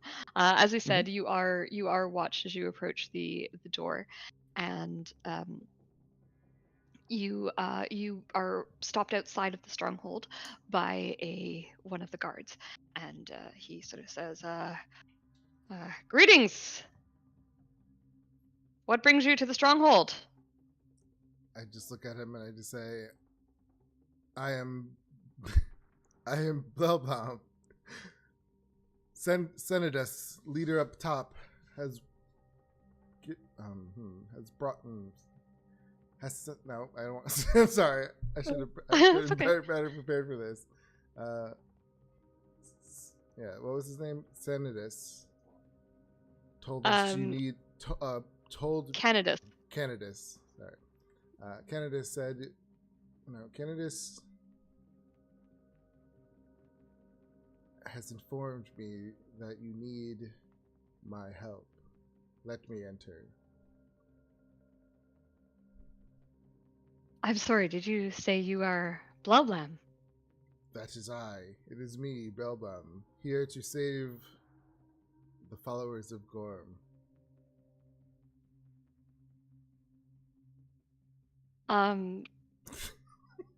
He sort of like he's wearing a mask, so you can't really get Yeah. facial expressions from him, but there's definitely like his whole body kind of like freezes up.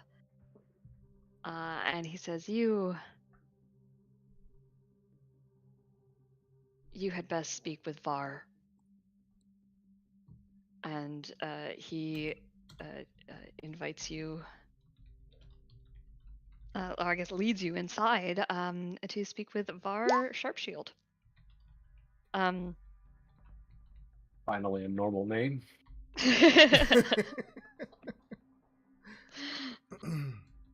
Okay. So going inside the stronghold is everything is very military. It's much like the area at not on the surface, on the upper level of the pyramid. Everything has a place and everything is in it. There's a group of soldiers that are marching around the outside running some kind of drills. And you can see there's actually like a path where many feet have trod and have sort of made marks in the ground here. The stronghold, when you are led inside, is everything is bare bones. The chairs are Zerkwood, and there's no cushion. There's nothing to make you comfortable. And the depictions that are on the walls, again, lots of paintings on the walls here. It seems to be a common theme with the Cynodicians. You see images of battle. and quite often images of Gorm striking down enemies with lightning. And you are taken up to, surprise, surprise, the top of one of the towers. And at the top is an office. It's an interesting office in that there is enough room in it where there is a like a sparring dummy. There are weapons on the walls, and all of these weapons are usable weapons. There's nothing hung out here for decoration. The weapons that are hung on the walls are there to get them out of the way, and so they're not lying on the floor. And they are sharp. They are of good quality. And you meet Var. Var is actually has his mask off, and he puts it on when he sees you coming. And you get the feeling that it's kind of a weird politeness thing that Cyanidicians seem to do. And so he puts on the mask, but not before you see his face, and you see that he has a scar that actually runs down from his eye down towards the corner of his mouth. From some battle many years ago. It is well healed over. He also, you could see that his that's on the right side of his face, and he also has his right arm is like it doesn't move very well. You see it seems to be sort of stiff and doesn't have the same sort of muscle mass as his left. And he places his mask on his face, and he says, "Who have you brought to me?" And the guard sort of says, "This one claims to be Belbla." And Var sort of leans back in his chair and says, "He does he? Well then, I suppose I had best speak with him." When the other person says he claims to be Belbom, I say, "Is that how you? What's the word I'm looking for? Address? No, is that how? Welcome? Announce your god." And I kind of do a little sparkling light show at him. The guard sort of just like backs out of the room and just kind of like he doesn't really say anything. He just sort of like backs out of the room and leaves you to it. You get the feeling that he's well, you don't hear him go down the stairs, so you know that he's still standing nearby. And Var says, "Belblom, eh?" I say, "Who? What makes you think that you are Belblom?" I say, "Var, although you have done a good job here, it is time for the Brotherhood to move on to its next era. And I am Is here that to lead so? you. You did not hear from Canidus? He sent word. Then you should have known of my arrival. I told him I would need to see it with my own eyes. You are not the first to claim to be Balblom, and I would certainly be foolish just to assume that you were who you said you were." Okay, I'll do my light show. And I say, "You should just know." And I kind of like lightening up a little bit. I'm hoping I can lightening up a little bit. I'm assuming I can. Yeah. Of course you can, yeah. Get your spell slots. I would like do you have to minor give me... illusion, so I could also use that to Sure, to amp it up a little bit. amp it up, and prestidigitation to like boom my voice. Can you give me a persuasion? I am going to tell you right now that he doesn't 100% believe you, but I want to see how far he's going to lean into this. Does the prestidigitation and minor illusion give me advantage? Sure, yes, absolutely. I mean, you don't have to, but thank you. Nope, that makes sense. 16. Okay. So he sort of looks at you and he says, "Well,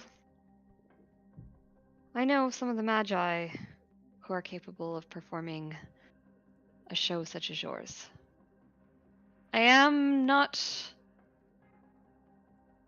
open to the idea, but I am afraid that it will take me some time before I hand over my leadership to you. You say you wish to usher us into a new era. What do you mean by that? I just look at him and I say, your lack of faith will be the ending of you. Perhaps. Or perhaps my abundance of caution is the reason I've stayed alive this long.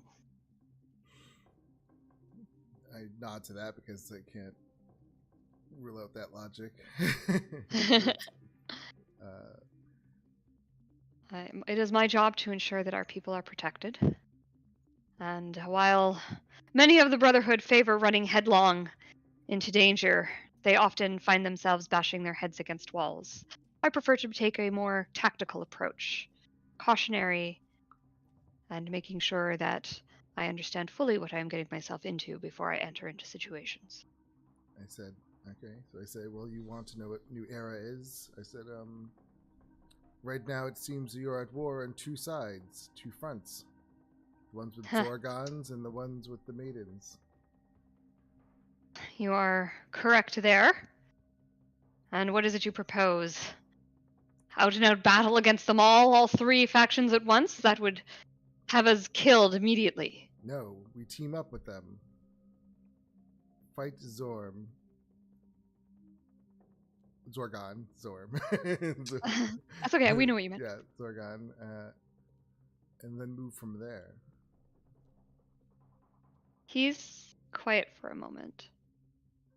And then he says, one less enemy. I see him thinking about it, and I just say, one less enemy is one less thing to think about, and you can focus your efforts on other things after. I'm not trying to suggest him, but give him the idea. I'm not saying it out yet.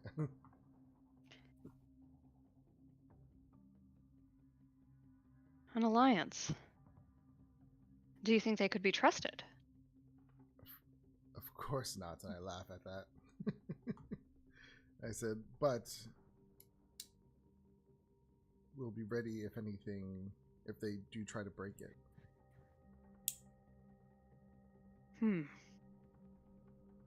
Yes. Use our enemies to our advantage. I can see forming a temporary alliance while we band together to fight Zorgon. As long as they are able to be trustworthy enough allies to withstand the fight. The maidens are at least good fighters, if somewhat cowards, shooting arrows from a distance, but I can see how their arrows would be useful. And we can use this to our how do I say it? We can use this to our advantage. Strategic advantage. Yeah. High Yes. performance anxiety. You're fine. Welcome to the club. Whatever. And I say we can use it to our strategic advantage. I think that I can see that. Their arrows raining down while our men run in the forefront of the battle. The useless magi in behind. I'm sure they could sling a spell or two, or I don't know. Make themselves invisible and hide in the background while we do the glory work. It's times like this I wish I had message. So I could and I just gotta give him a smile. Where's the other two guys? You guys are like right behind me, I'm assuming. We're with you, yeah. Yeah, we're with you. Yeah. I mean, I'd say we're chilling. I'm trying to get what kind of read are you guys giving off your faces when I'm talking like this? I'm just curious, what you two are up to. You can't really see Lunara's face because she's disguised. Oh yeah, that's right. Okay. She's keeping the disguised face just impassive. She's just kind of following language. You. Okay, yeah. Yeah. All right. What about Wei? Are you? My brow is slightly furrowed in a serious way.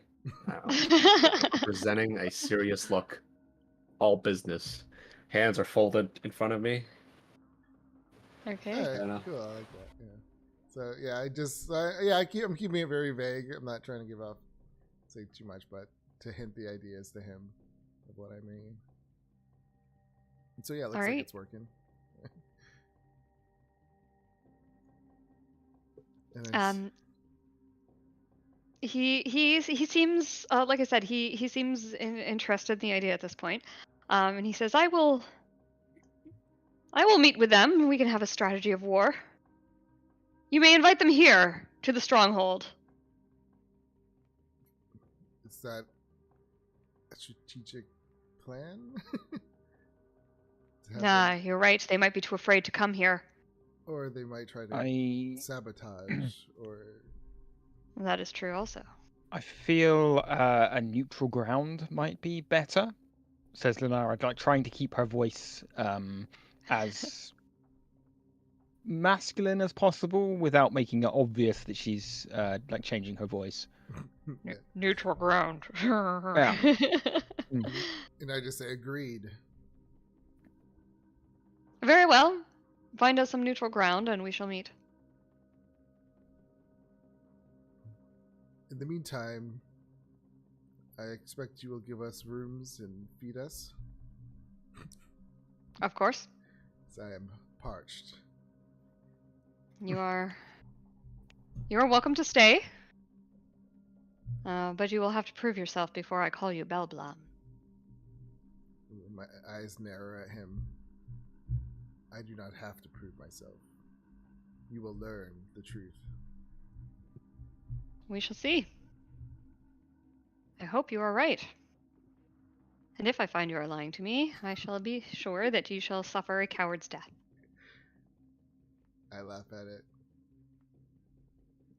He seems to sort of like approve of that. And yeah, you're given some rooms in the stronghold to stay, should you so desire. And you're also welcome at their mess hall.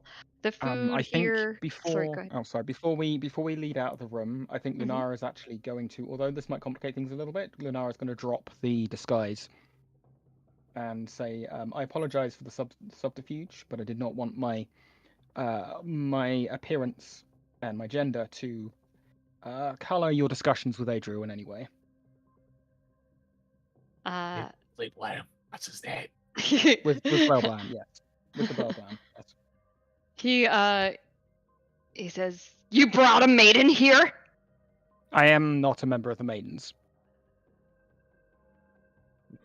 Oh no, he wouldn't. Sorry, he said you bring a magi here. He would think you're a magi. You've just used magic in front of him. I'm not a member of them either. Nah, she's with us. She's with me. Yeah, him. Us. You have not done a lot to increase my trust in you. Adriel, is it? That is my... I don't think I would have given... I was going to say, I don't think I would have given his name. Okay. I would have just said... You would have said Belblam. Belblam? Okay. Yeah, so he doesn't say that last line. And he says, "You may still stay." It was a trick of your defenses and you failed. I think so much like Apophis right now in Stargate. By Jafar. You have a lot of improving to do here. He just glowers at you and says, "If you need to see proof that I am capable, then I shall give you proof." And he pulls a sword out from off the wall next to him, holding it in his left hand, and says, "Just because my right arm is weak does not mean my left arm is not strong. Make no mistake, I could still wipe the floor with you." I'll step up. Quick, use your hand thingy with the jewel in the middle. What? With the system lords, the little hand device they use, like woo woo woo woo woo woo. In Stargate. I'm like trying to think of a magic item that I gave Seb that like would do that. I'm like, shit, did I forget something? I mean, I'll just waste it and activate my celestial thing. Okay. What is it? My radiant soul. Yeah, and I Awesome. just completely light up. These spectral lightning kind of wings would like lift me off the ground. My eyes like light up, and I just said, "You dare even try?" He sort of takes a stumbling step back, and he's still holding his sword in front of him, but now it seems more for protection than aggression. And he says, "Very well, you may leave." And I'll come down after that and put it away. And I just turn Okay, my he- back and I walk. And I tell the man Oh, standing at the coward. door, take us to our rooms. The guy at the door, like he's peeking around the corner, and like his eyes are like saucers. And he does as you ask. He takes you to your rooms, and you hear Vera behind you, like putting his sword, down on his desk. He doesn't seem safe putting it. He doesn't seem like he feels safe putting it up on the wall yet. And you are taken to the rooms. Again, very bare bones. It's like a rope bed kind of deal. Quite uncomfortable, but livable. There is a rope bed. There is a small wooden chest in which you can put your items, and there is a one wooden chair, and that's it. That's all that are in the rooms. Are we? But you do get Do we all have you, single rooms or? you all have single Okay. rooms. Yes, you do notice that like most of the rooms here are more barrack style, but you guys have been given individual rooms each, which seems to um, show that you're being treated with some sort of level of importance. All right. So then, when they walk off, I would quickly. I guess I feel like we would all gather in one room real quick just to talk our next strategy. Is that safe Yeah. to assume? Yeah, that All seems reasonable. Yeah. Yeah. So I guess when we get all into a room, I'm just like, I can't believe that worked. Yeah, I didn't think it was either. Like you see me like now, I'm like, oh my god, like I can't. That actually worked. They seem to be a very sheltered people. Hmm. Believe anything. They thought the deer had 5 legs. Well, if that Zargon cultist does his work, their opinions will change quickly. Well, they will have to work on horses, cows, buffaloes. What else? Rabbits, gophers, foxes, wolves, dogs, cats, lions, tigers, Okay. elephants, giraffes, gazelles, zebras.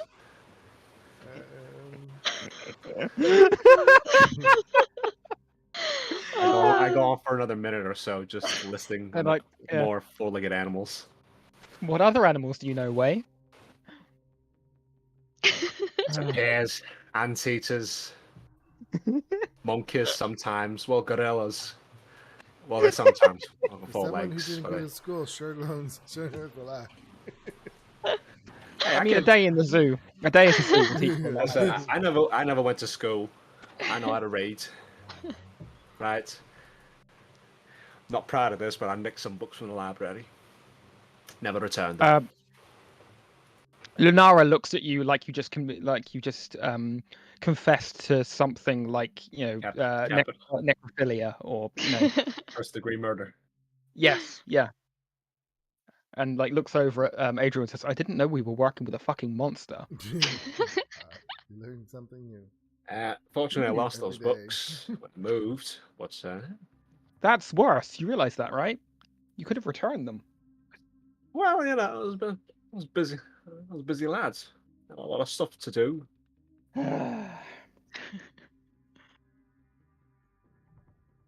Nowadays. Anyways. Yeah, animals. I love them. Should we go look at the catacombs now? I I find think this that might be worth gem it, yeah. a little bit like very interesting. Like I don't know, I haven't. I'd say that like trying to get the group's true like idea. Like, do we give it to them or do we use it for ourselves? I think we find out what it is, find out a little bit more about it, and then We can't, consider the. we can't just hand the over a consequences. powerful item to somebody here that could disrupt the balance for everyone. Like we don't know. Like what their true intentions are with it or what it does. So yeah, like you said, we need to learn more about it. Agreed. We could maybe make use of the library at the stronghold of Uzmagaras and try and find out a little bit more about it from a more neutral source. Yeah, that's a good idea. Okay. So you guys head on over to the stronghold of Uzmagaras. Right back down the streets. Don't look across the street. Or try to... How many deer are on the outside of the building presently? It is covered. Yay! You are now seeing that more followers have joined in on the deer drawings. And there are Excellent. now hundreds of them all over, all painted in blood. They all have 4 legs, is the good news. The bad news is that they are mostly in depictions of them being killed and eaten. Okay. Well, progress, I guess. And this is on what again? Zargon, the Temple of Zargon? The Temple of Zargon.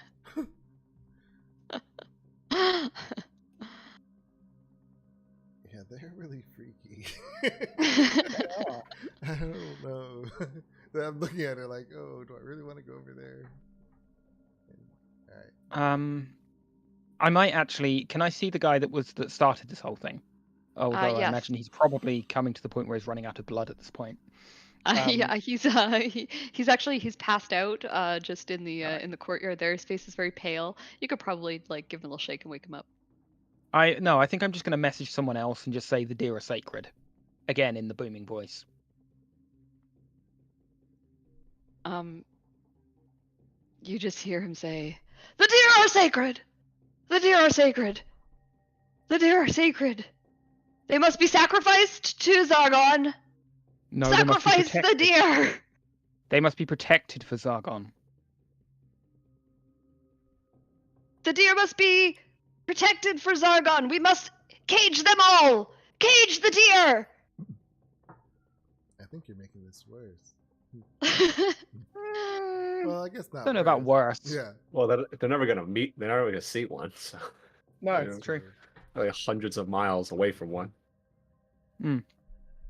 They start drawing over top of all of their drawings. They start drawing cages over top of all the deer. Cage the deer! Cage the deer! Keep them safe for Zargon! Oh, they actually think those are deer. I look at the group like, oh, this is worse than I thought. I think you mean more fun. They're crazy. Yeah, that kind of freaks me out a little. Let's leave them to their mania. I'm sure they'll be fine. And if it collapses that entire religion, then it's all for the better. Yeah, then problem all solved. for the better.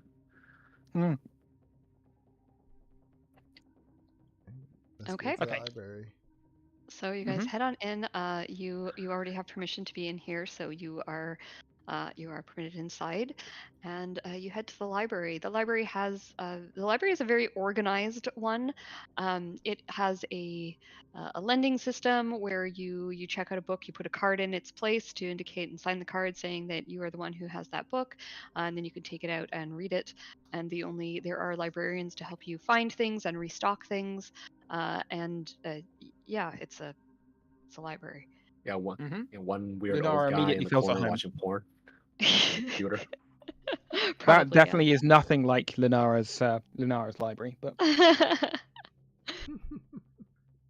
she Lunara will find the librarian. I mean, I doubt there are computers in Lunara's library. Yeah, so you find the librarian. It is in an older man. He is sort of what you picture as a librarian, kind of an older man, gray beard,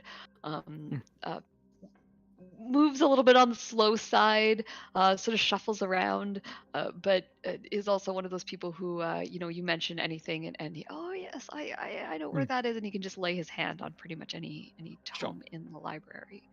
So I'm going to headcanon that Lunara kind of talks to him in librarian cant, which is you know, in spite Awesome. the isolation for years, it's the same language, and basically ask him for any information about a gem that might be in the catacombs. He's speaking the Dewey Decimal System. Yeah. I want to roll Um, my eyes. Nerds. So the librarian's name is Nokion. I'm just putting that in chat for you here. For some reason, when I copy and paste it from my notes here, it is uncapitalizing the first letters of his name, and I don't know why. Nokion Hundrob. And he, like I said, he's an older man and quite happy to speak in librarian to you. And when you say that you are looking for information on a gem in the catacombs, he leads you right to a small section of books. These ones are less books and more papyrus scrolls. Mm-hmm.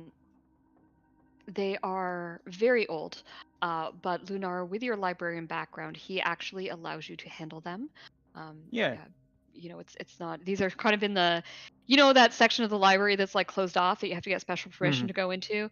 It's kind of like that area, but you are granted because of your librarian background. They wear And- the gloves when they handle Yeah, the books. exactly. I think I mage hand so as not Yeah, to there you even go. even That's enter that risk. Smithsonian. That's what that skill's for. And so you spend. It takes a while to do your research here. You've got to sort of piece together information from a lot of very old scrolls. Some of them are damaged, and so you can't get the whole story. But you do manage to piece some information together. I would like you to give me an intelligence investigation check, please. Okay. And while Lunar is doing that, what are the other two doing? Are you guys also hanging out in the library, or are you heading somewhere else while she does her research? Was there any place in here that kind of stood out to us that we would find interesting? As I said, this place is very much built like a school. So there are rooms with like laboratory type equipment for brewing potions. There are you know, and stores of items to be used for potion brewing and that kind of thing. There's also the library.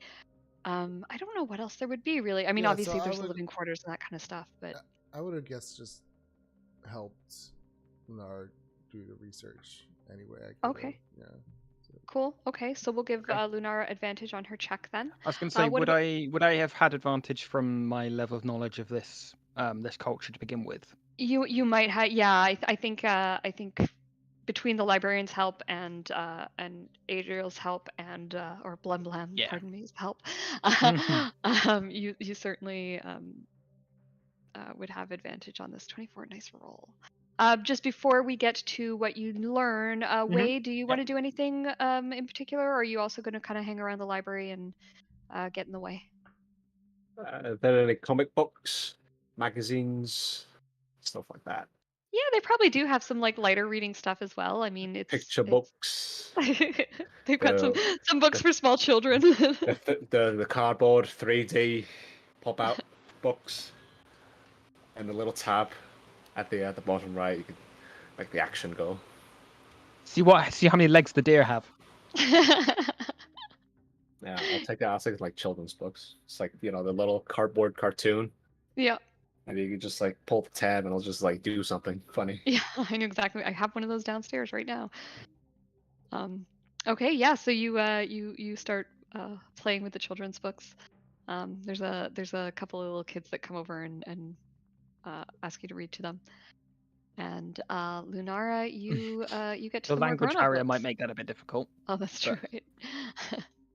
I don't know. I Not could with always kids. get I was gonna say I Like- could always get Quoth to like sit on your shoulder and translate what you read. I mean, That's- what does the cow say? Moo. I can't read Cinnadice. That's why I Oh, said yeah, picture that's book. even worse. Yeah. That's why I said Yeah. picture books. Mm. Look at a swing of his Or, sword. or Quoth could do the reading. Quoth could do the reading, I guess. The kids are happy just to like hang out and pull cardboard tabs with you. All right, so Lunara and Adriel, you guys dig into these scrolls. You're able to find a decent amount of information, although you do find that a lot of it is somewhat vague, almost as though, almost purposefully so. Mhm. The gem is a star gem, and it seems to have been created by Martek, who was once known as the greatest of mages. Mhm. I believe that name has come up. It is in your backstory information, I believe. Martek, yeah, Grand Vizier. Yes, correct. I see. Okay. So maybe that's the thing mentioned. These star gems,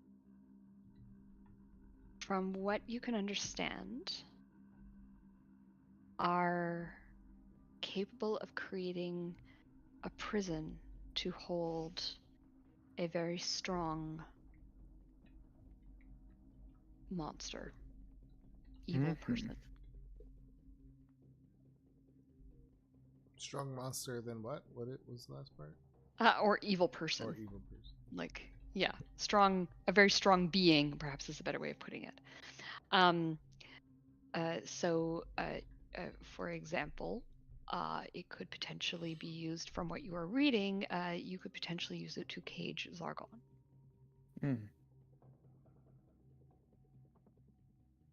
Oh, looks like they were telling the truth.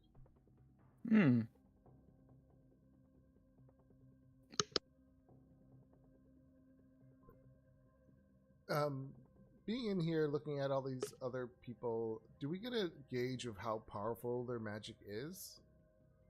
Like, do we think that they are capable of handling something like this, or or are they like powerful, super powerful mages? Like, do I get a sense of their level of skill?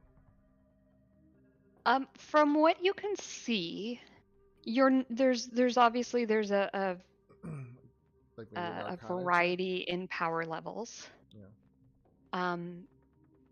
Some of them, either you're noticing that some of them are casting sort of like low-level spells with ease and are able to do it fairly frequently before they get tired. So you suspect that they're capable of casting much more complicated and difficult spells. Okay. Those seem to be the ones who are the teachers. So and I'm trying to get a think sense. My main thing I'm trying to get, are they more powerful than us, like me? Like one-on-one, kind of. That's what I'm trying to get. Can I like do an Arcana check, maybe? Yeah, go ahead and do an Arcana check. I don't want to just give myself the information. Okay, 18. You suspect that there are some people here who would give you a run for your money. Okay. I don't know why I was thinking that. I was just curious. Yeah, no, it's a good question. They're especially like if these are potential allies, right? You kind of want to know what they're capable of. Some of the people here do seem to be quite powerful, and quite accomplished mages. You see someone writing spells in a spell book that are of quite high level, and it's a variety, and there's certainly more of the people who are very low level than there are who would have those higher level abilities, but they are here. Okay. Nice. That actually makes me like appreciate them more. Think of Yeah, 'cause they might actually they be seem useful. like really good people so far. Yeah. Here.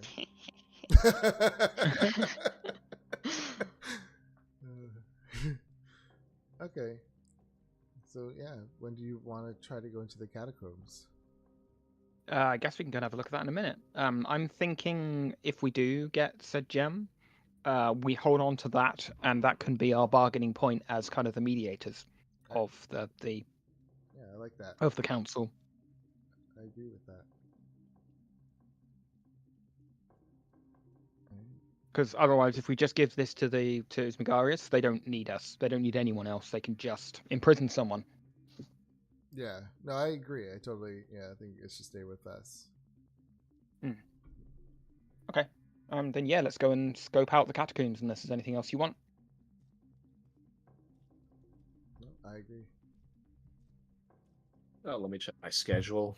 See if I'm free. Let me see if I'm free Friday. Mhm. Yes, let's go. Can I say that while we've been doing this, Quoth has like started his own little reading corner with some kids, and it's like reading obviously in Synodician. Absolutely, the kids love it.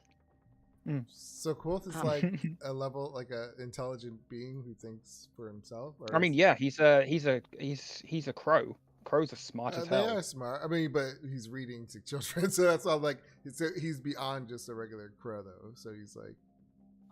I've kind of 10. played him as such. So. Yeah, I'm just curious. I was trying to always figure that out with Quoth. I don't actually know. Like he's got the basic crow stats, but I've always got the impression from being a familiar and from the abilities he has that he's a lot smarter than just a crow. Yeah, because aren't they spirits or something like that?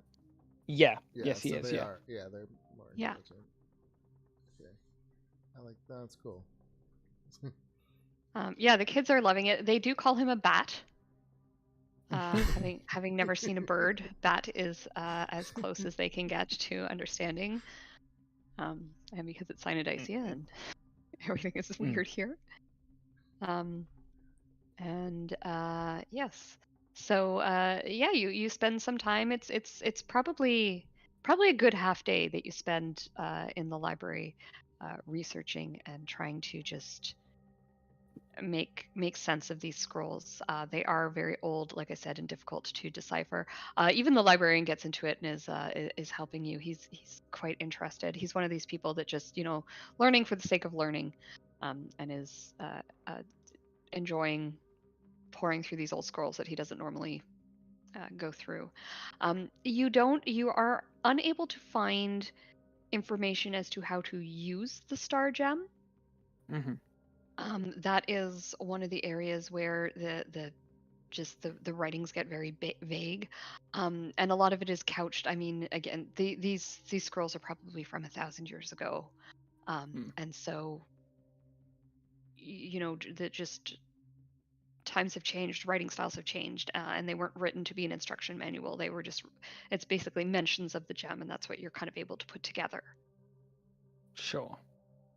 I get the impression like actually getting the thing will give us a lot more. Will give us a lot more information about it. So. Okay, so are you guys ready to head over to the catacombs then? Yeah, I think so. Yeah. Alrighty. I kind of get Quoth to stop and like, come on, stop showing off. Let's go. All right. I don't really have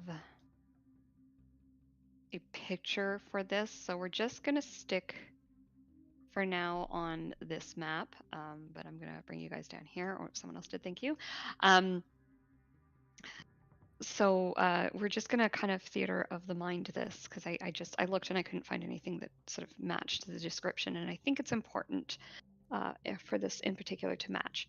So for starters, the room that you are going into is locked to begin with. No windows, as much of the rooms here don't have. There's no windows to this building. There is one entrance that you can see, and there is a great big lock on the door. And Unfortunately, you don't have someone with lockpicks. Hmm. So how do you get your in?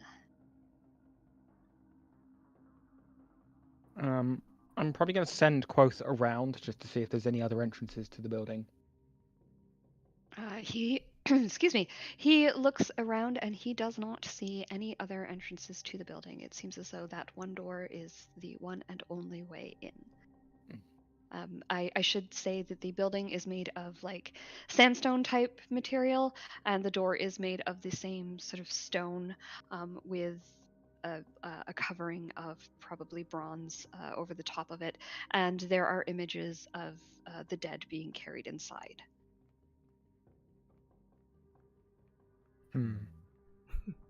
I'm gonna like be using my detect magic and just have a look at the outside of the building and just see if there's anything around the door that Sure. pings You anything. look. The good news is it doesn't seem to be magically trapped, and you do in fact do not see any magic anywhere on the outside of the building. I don't know. This is okay. So I look at the door and so we're inside a room. Do we close the previous door? So You're not inside yet. we're not- You're outside of the building. so Yeah. we're outside. Okay, sorry. Yeah. Sorry, I didn't make that very clear. You are outside of the building. So people are watching. Do I look around and I see people looking at us?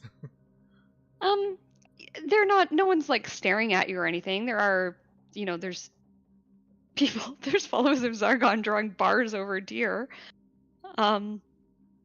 And obviously the stronghold is nearby, so there's people looking in your direction, but there's no one. They don't seem to be paying a whole heap of attention to you at this time. I just read the description. I was gonna cast Shatter and just destroy the door, but it makes a loud ringing noise. I don't want to draw attention to us.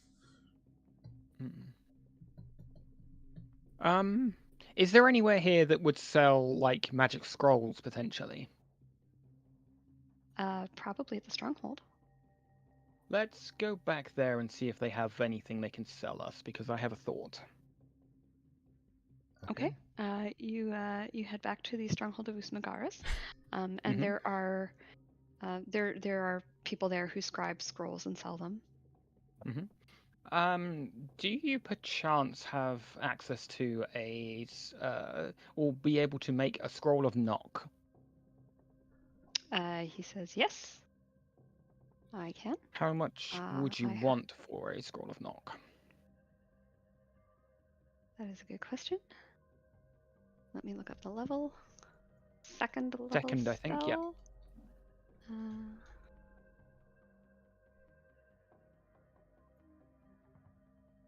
Second level.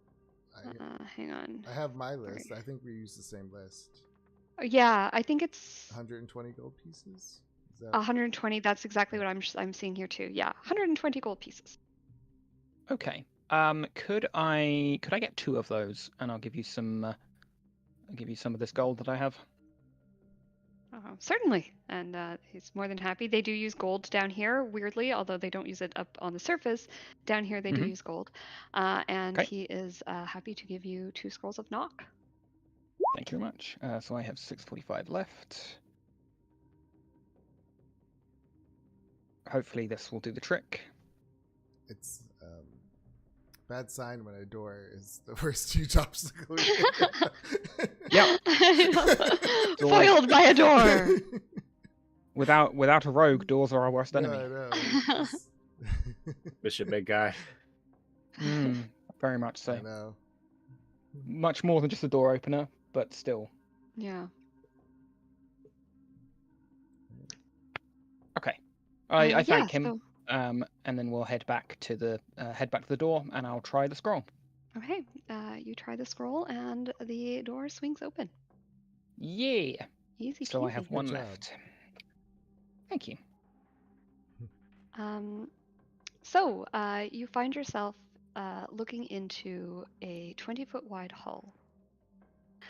The walls of this hall and its ceiling fade into darkness, made deeper by the black marble that has been used in its construction. 3 pairs of huge statues stand sentry with their backs flush against the side walls, the first pair 15 feet from the doors. So tall are they that their heads are not visible in the darkness, and the staff that each holds is as tall or taller. The room slants slightly towards the southwest.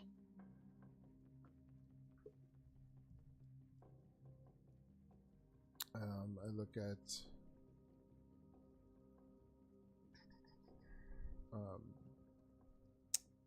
Way and say, "Do you want me to cast light on anything for you?" Let's see.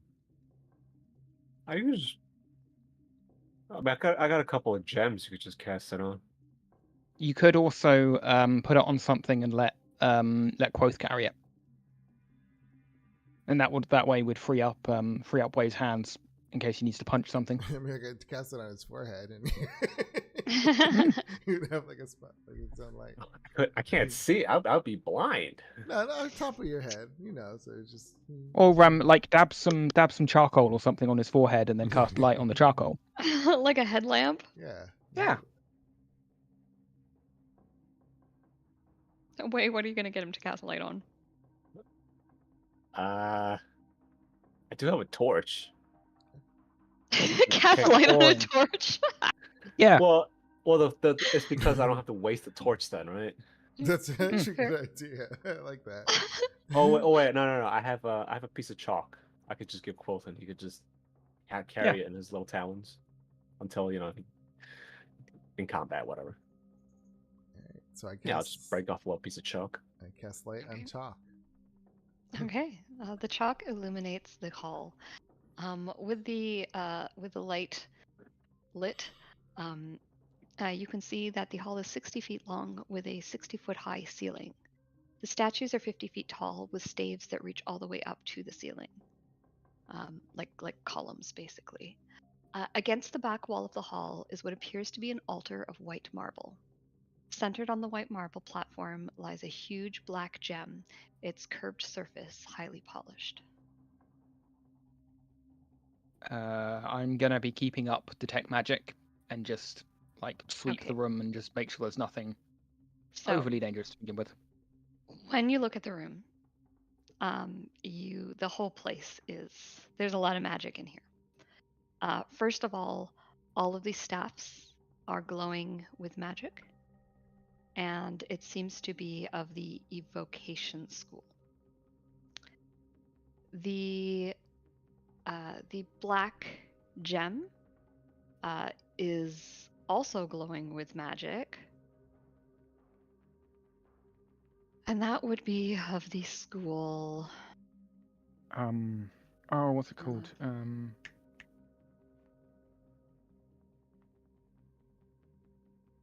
Abjuration? If it's what is suggested. Sorry, I'm just looking here. It's also evocation, actually. Interesting. It's also evocation. Interesting. Yeah.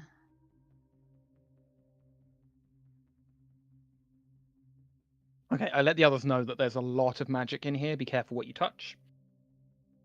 I point out that the staves, their staffs and stuff like that is all magic. Are the statues themselves magic? No, just their weapons? just the staffs that they are holding. Okay. Are the staffs part of them, or could they be taken off? They are. So the staffs reach from the floor to the ceiling. So they're huge. they're massive, 60 feet long, and they're more like columns than staffs. And they are right up against the wall, and then the figures are standing with their backs to the wall, and they are carved to make it look like they are holding onto the columns as though they are staffs. So it's kind of like a design choice, if that makes sense. Mm-hmm. It's basically they've turned the columns that support the ceiling into the statue design. Okay. I see. And the statues themselves are not glowing, but the staffs are glowing with evocation magic. That would suggest to me a trap of some description. Yeah. On removal of the gem or something like that. So we're going to need to approach this very carefully. Do we see Right. stairs that lead down anywhere, or do we assume it's under this? Well, don't it see- looks like it's at the back Altar. of the hall, isn't it? Yeah, so that you can see the altar at the back of the hall. And you don't see any stairs in here. Do you want to investigate the altar? Yeah, And let's do that. I'll assist since I'm so bad at it. Okay. As you approach within 10 feet of the first pair of statues, so basically you get 5 feet in the room, a thin veil of blue silk appears between the two statues from the staves. As sheer as the finest mist, this veil appears to hang between the staves that the statues bear. Blue between two of them. Interesting. Magically, like, is that evocation magic in process? Yes, correct. Weird.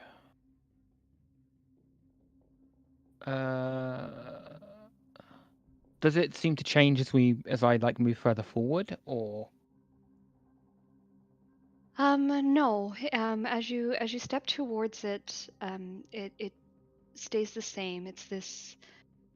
It looks very much like blue silk, but it's so fine that you can see through it. You can still see to the end of the hall.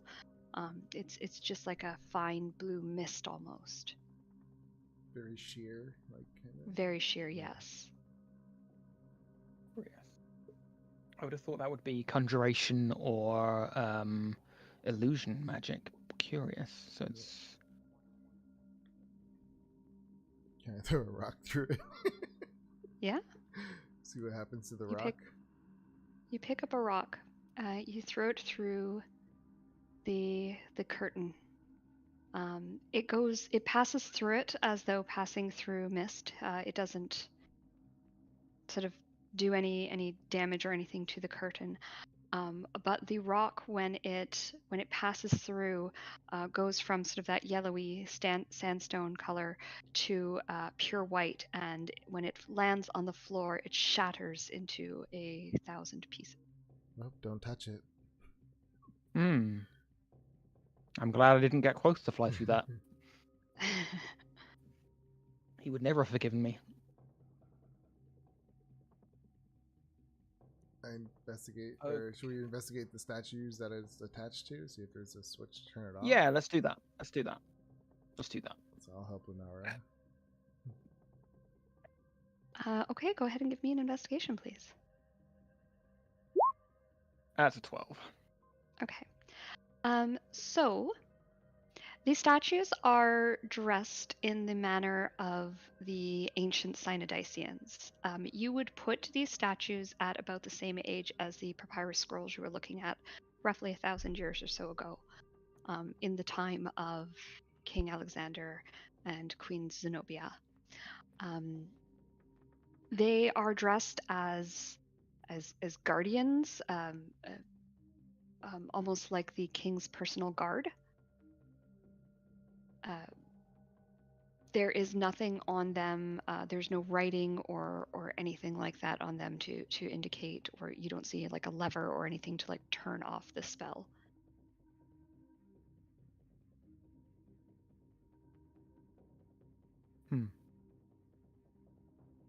Is it like so it's between them? Is it all the way from like the top to the ground, or is it just? It sure is. Yeah. Okay, so one of the ways between them is blocked. Okay, let's try and go through the other one and see if. So this stretches right across the hull. So there's 3 sets of statues that are like they're in pairs on either side of the wall in 3 places, 15 feet apart. So the first 2 statues, there is this blue mist that is hanging between the 2 of them as you approach them. Okay. Is it blocking? Is it blocking our progress? It's completely? blocking your progress down the hall. Yes. I'm making all these gestures with my hands that I would see make things them. much I clearer see if you them. could see me. I can see them in my mind. Good. Nothing on the statues to turn them off. Gonna have to Anything? run through all of I kind of gesture for you to do it by all means. them. I'm gonna. Let's see. How far is the hall? How far down is the hallway? It's 60 feet. I'm gonna dash. Oh my god, you're actually doing it. Okay. Wait. Hold on. Oh, I think I should prod the first one first, just in case, right? I mean, I threw a rock in it, it turned white and shattered. So I don't know if it's gonna have the same effect on organic material. But I'm gonna ease my way up towards the first threshold and Okay. As you approach it, when you get like quite close, you can feel like it feel cold emanating from it. Much like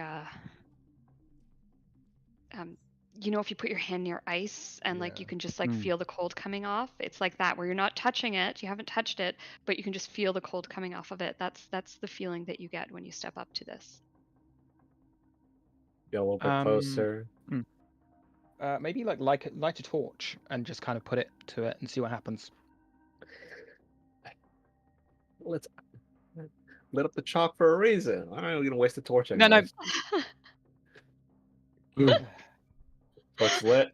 pre- You light the torch? Yeah. or maybe a candle. Like light a candle. Or a candle. We could do that. I mean, he's Alright. already lit a torch now, but Take out a Yeah. candle. We need just something with fire on it, right? That's what you're saying. Yeah. To see how the fire. That's what I'm reacts? thinking, yeah. Yeah. Gonna ease the candle closer and closer and closer. The lit candle. Okay. When you ease the candle closer, you get to the point where the candle is almost touching it, and a small hole appears in the veil. Ooh. I just kind of give Zarya like, wow, how'd you know that? pure guess. She says, wishing that wasn't anything more than a guess.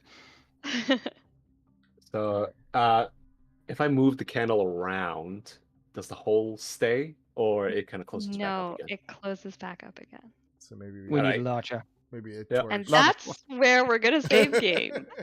Hey! And I start reaching for my torch. I love the fact that you went through so much trouble not to light that torch, and then it was the solution to the puzzle. You don't want to waste one. You know? It's funny. It's a lot of wood and wicker and all that stuff. Okay, well, good game today, guys. It was a weird one, but I think we're kind of back in the flow of things now. So Yeah. we will pick up next week with you guys continuing your journey in the underground city, trying to get to this gem, and yeah, same bat time, same bat channel. Awesome. Yeah, thank you very Alright, much. alright, thanks. Okay. Yeah, bye, Thank everyone. you. Thanks, Yeah. guys. Talk to you later. Right. Bye. See you next week. Yeah. Bye. Have a good week, guys.